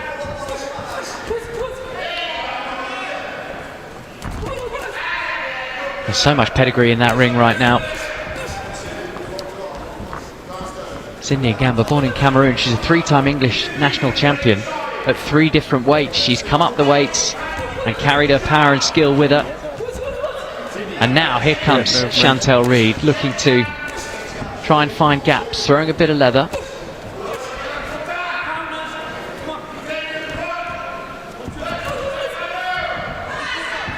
Power shots coming in. Now Chantal Reid is starting to let her hands go a little bit. She's had 2 minutes of Cindy Ngamba trying to stalk her down. She's sending a little bit back. Nicely done on the back foot from Ngamba to get out of there. Came back in with a clean left jab. Feel like Chantal needs to start letting her hands go a little bit more.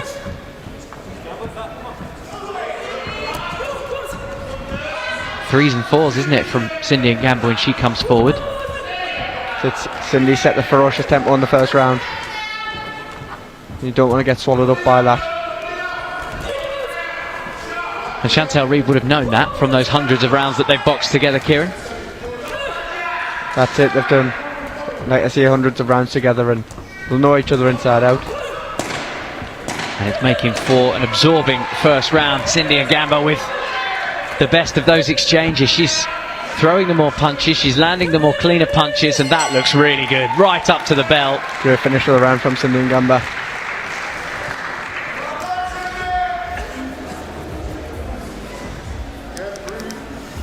Oh, terrific, terrific first 3 minutes from the woman on the right of the screen in the blue. And the judges agree. Yeah, they've all gone down the route of blue, along with your thinking, Kieran. Yeah, absolutely. I mean, the volume was unmatched in that first round.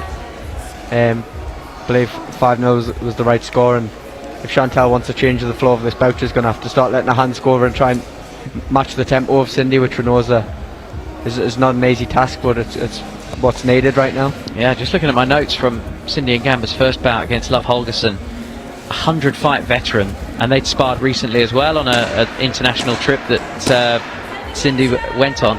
Seconds She out. smothers, she chases her opponent down. The word smother is exactly what I would say there. She's not giving Chantel Reed too much to work with. Round That's it. two. She's not giving Chantel a second to breathe. And runs to the centre of the ring again, looking to pick up where she left off. And Chantel's come out firing. Put Cindy straight back to her. Straight back on it. Jabs and backhand rights from Cindy and Gamba. This is the eye-catching work that swayed the judges in the first round. Swayed you, Kieran? Yeah, that's it. The volume is unmatched.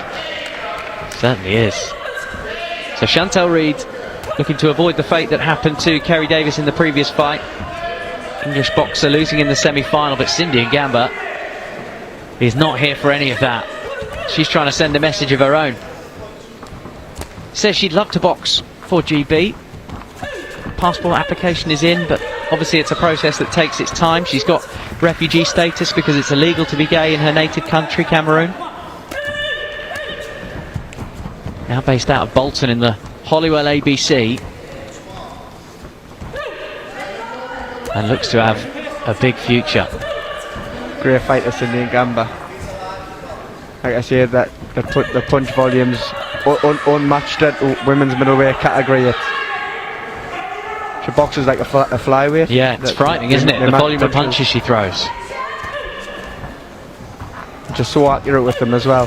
Not a lot of miss.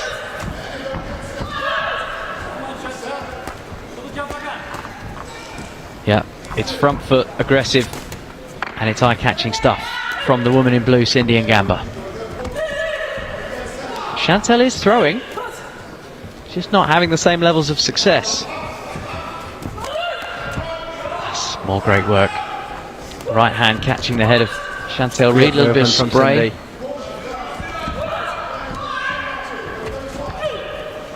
Great little body shot in there as well. Chantel really needs to match the tempo of this bout, otherwise this round's going to... Not easy though, is it? Absolutely not. It's a ferocious tempo. It'll be That's interesting better from Chantel. if this round keeps going the same way and the judges score it accordingly. Would Cindy even relax the pace in that final round with one eye on Saturday? Too early to say. I really don't believe she will. I believe Cindy's style is just volume and just all action, and that's all she knows, and that's what just perfected. Well, and she is perfecting it right here in the ring in Sheffield against a very talented opponent. Chantel Reed now trying to throw some kitchen sink at it, but Cindy just ducked under it.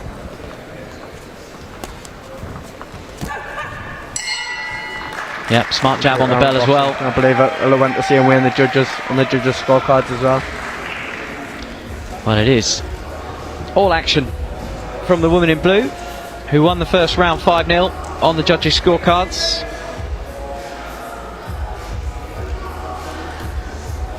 Oh, there you go, and a 10-8 round from the Czech judge too. Showed dominance of the round. And it was great round of boxing from Cindy, and she didn't let up after the first round and continued the high tempo ferocious start. So let's have a look at the best of the action from that previous round. The judges all went the same way, they all went blue. It's the volume, it's the speed. Lovely little bit of footwork there from Cindy and Gamba as well, a little shuffle. The head and body work for me is really eye-catching, as we're saying there. It can't go unnoticed. Seconds out.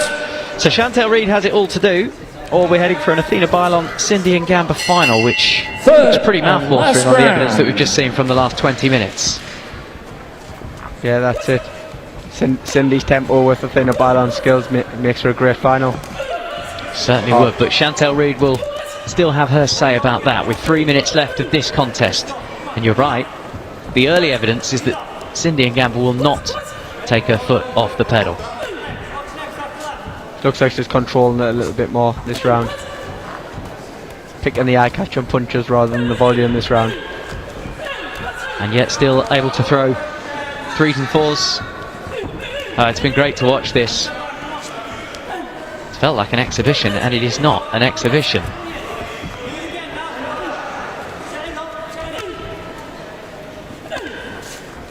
Lefts, rights, rights and lefts. I feel like Chantel really needs to step the tempo up if she wants to have any say in this contest.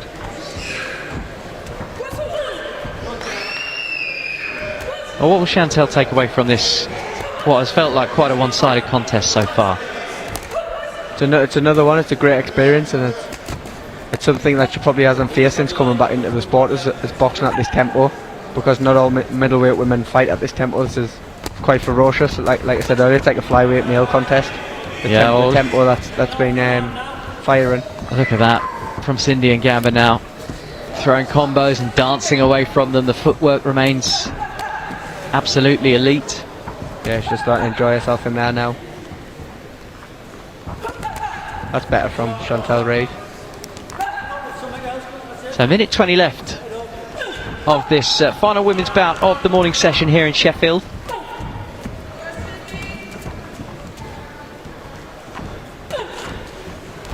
Yeah, the tempo's come down quite markedly, but she's still everywhere in that ring, isn't she? Still on the move, just the volume of punches has maybe checked a little. Gorgeous combination work. It's not all getting through, but it looks outstanding. Going really well, Cindy and Gamba in that blue corner.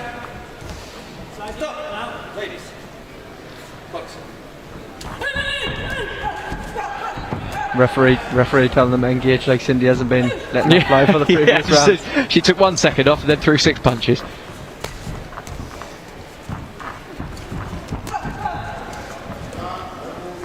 Yep, really good. And so she will still have to go through the qualifying process along with the rest of you for the Olympics. Yeah, that's it. She will just represent the refugee boxing team. Then maybe after the Olympic Games she gets a British passport and then joins the Great Britain boxing team. Yeah, you imagine, all being well, a huge future in this sport and a huge present actually for Cindy and Gamba. Oh, it's a great shot. As we wind down the final few seconds of this contest. It's been a great performance from Cindy and Gamba. Excellent. It feels like a shutout performance as well. There's no love lost in that contest. Well, that was terrific, and that is the last of our women's bouts of the morning, Kieran. We've seen some great action, and actually underpinned by that one, underlined in red pen, such talent in that women's middleweight division. We will wait for the official announcement, but the final tomorrow, Athena Bailon against Cindy and Gamba, will be one of the ones that I'm going to be circling in red pen and looking forward to. Oh, absolutely. It'll be another great contest, and we've got some great semi-finals, and we've got some more in the evening session of boxing today. Well, let's head into the ring, get the official announcement. Ladies and gentlemen, bout number 39, please show your appreciation for both boxers. So, ladies and gentlemen, after 3 rounds of boxing, we go to the scorecards where your officials at ringside score a unanimous decision victory in favour of your winner. And boxing out of the blue corner, it's Cindy and Gamba. A round of applause, both boxers. That was terrific. A dominant win, as dominant a win as we've seen all morning here in Sheffield, against a woman that she knows well, Cindy and Gamba. As you can see from the scores on your screen, outpointing someone that she knows and trains with here at Team GB headquarters in Sheffield.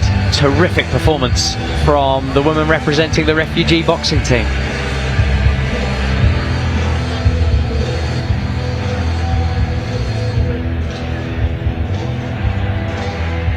And it's the movement that we fell in love with in that bout.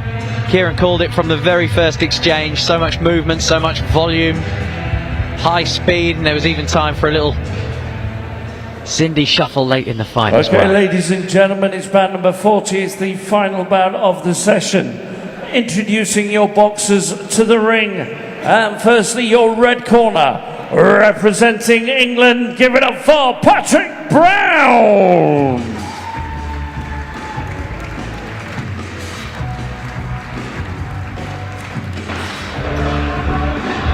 So this is going to be a bit of a rerun from a bout in Finland in November.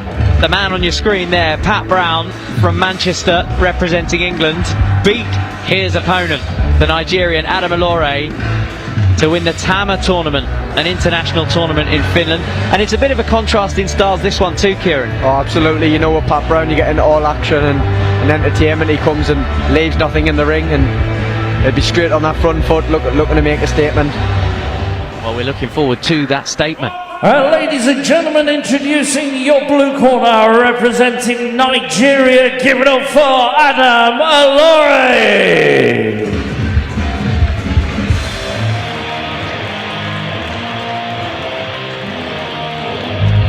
Confidence is the watchword of Adam Alore. Big Future is his nickname. The African champion. He's been an English national champion. He's been the Nigerian national champion.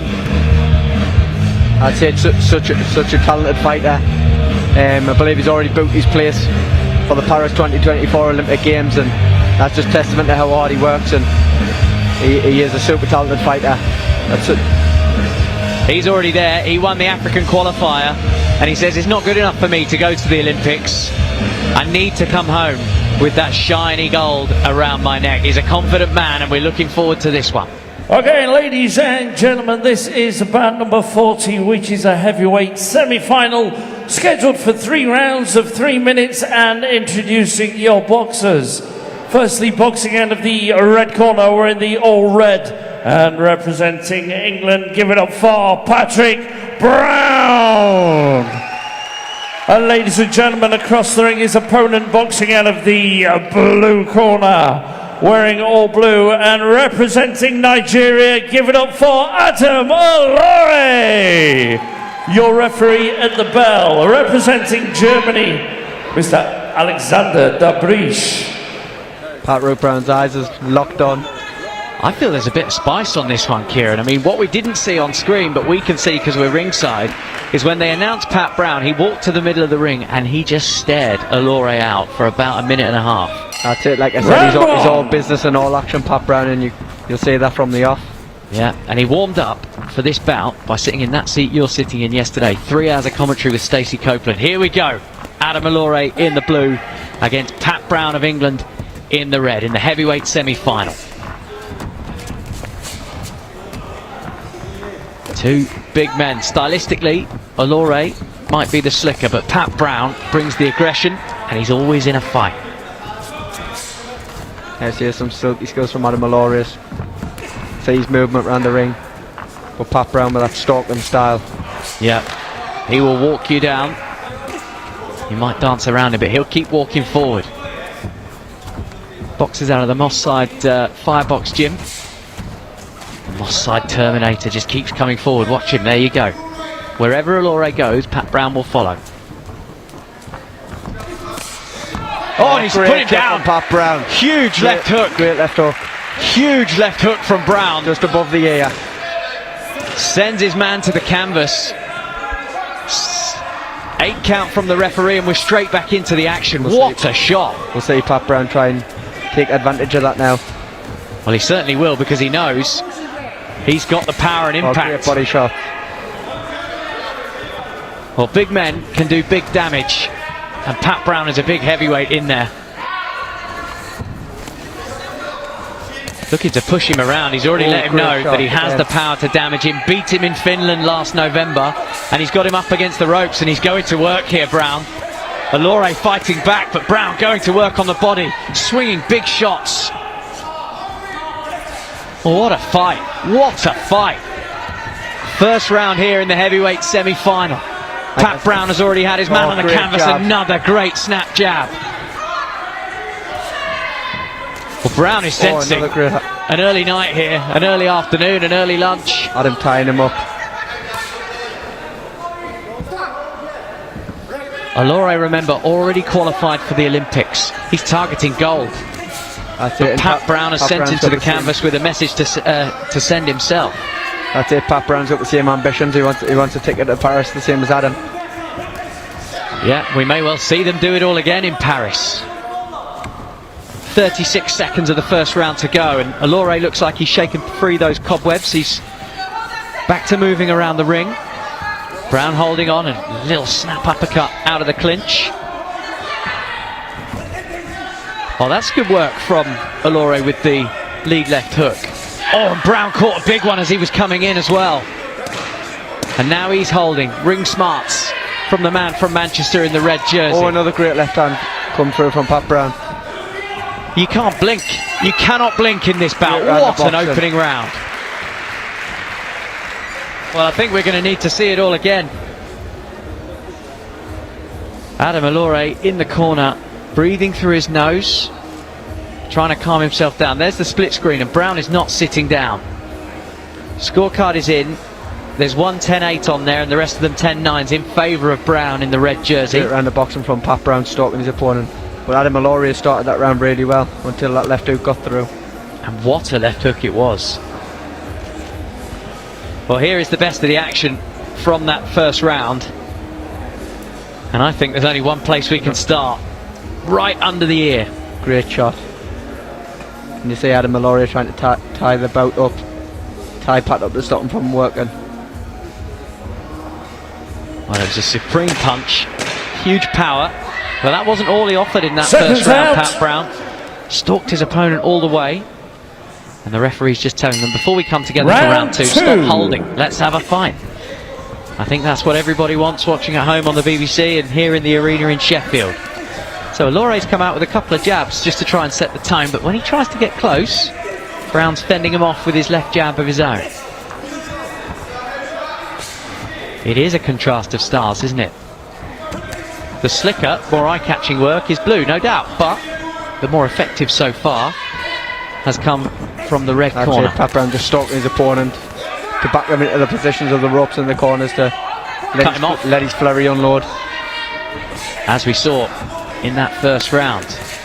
Oh, that's nice again. Pushed him into the ropes, and as he bounced back, caught him with a right hand coming in. Oh, working the body downstairs to upstairs. Driving the count. And the referee will give a standing 8 count. That's the second count of the fight. Head to body there from Pat Brown.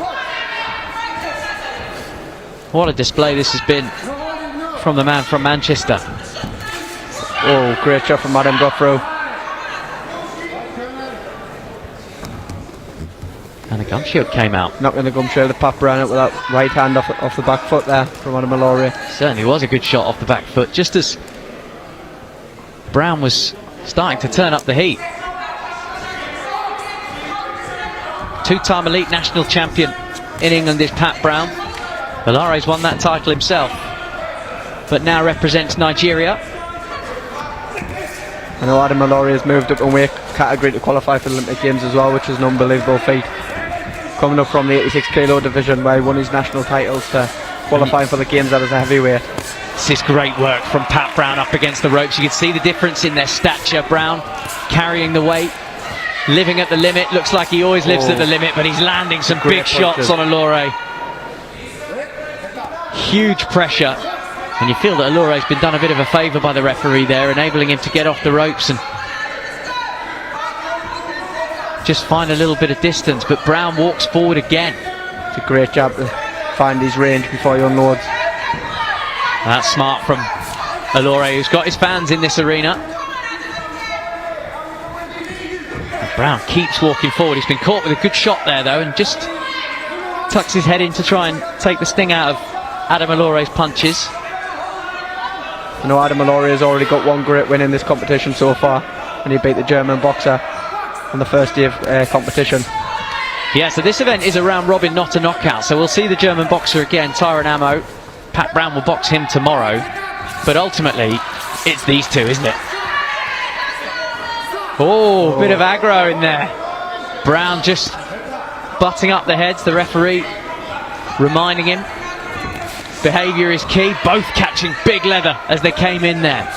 There's ag on this. That's a huge shot from Adam Allure. As Brown was coming in, just caught him perfectly timed. What a fight in the heavyweight division as we round off the morning's action here in Sheffield. Round 2 is in the books, and it's by no means as cut and dried as the first. Another great round of boxing from both fighters. Adam Allure with the back foot work, and Pat Brown sort of stalking his opponent, looking for the big heavy blows, the big flurries when he backs him to the ropes, and we've got a 5-0 again for Pat Brown. Well, the tone was set, Kieran, before the fight even started. The stare out that we told you about. Pat Brown came here and he meant business. And we saw just a little bit of aggro in the corner. That's it. There's a little bit needle in there, and you're saying Pat Brown's all business from staring out the side of the ring. Yeah, lovely bit of spice to add to this heavyweight contest. 1 round to go. Adam Allure, the African champion, former English national champion, Nigerian national champion, up against Patrick Brown from Manchester, a 2-time English national champion, who beat his opponent tonight when they boxed last time out in Finland in November. There's a lot on this. Pat Brown trying to send a statement. Lewis Williams is another highly rated heavyweight with Team GB. Only one can go to the Olympic trial, and only one ultimately can go to Paris. That's it. They're both great fighters. Lewis Williams was a great fighter in his own right as well. He went to the last qualifying event, and injuries kept him out of this one. Right, final round, and we've already seen some big punches thrown. So Brown has the centre of the ring. Allure is on his toes, as he has been all the way through this fight. Sent to the canvas in the first round. Great left hook. Standing 8 count in the second.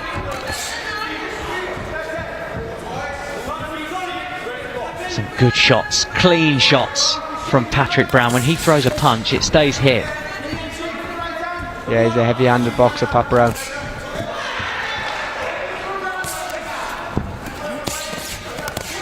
Oh, that is excellent on the left, and there's a count. The referee needs to step in if he's going to step in. He has. 2 or 3 more punches came in.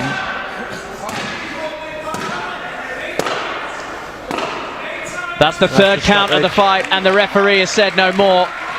And Patrick Brown has done the job inside the distance. What a display from the man from Manchester. Oh, absolutely, the demolition of an Olympian, that's some feat.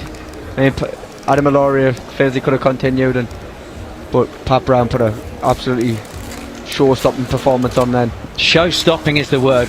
Pure power, brutality from the English heavyweight. This feels like it should have been a competition final. The heavyweights is being done as a round robin, and Pat Brown has sent a message to every other heavyweight out there. Oh, absolutely, that's a big statement he's made. Like I say, Adam Allure is an Olympian, and he'll come again before Paris, because he is a talented, slick boxer, very good boxer. Like he said, he doesn't want to just go to Paris, he wants to get a medal. Okay, ladies and gentlemen, man number 40, please show your appreciation for both boxers.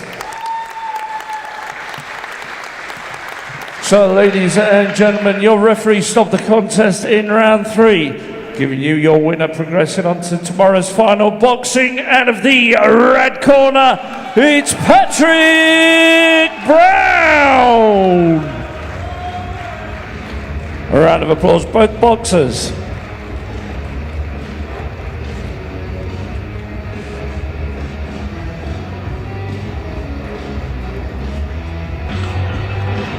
Well, I have to say, for my money, performance of the morning goes to that man, the man in red on your screen, Patrick Brown. Best till last for the morning session.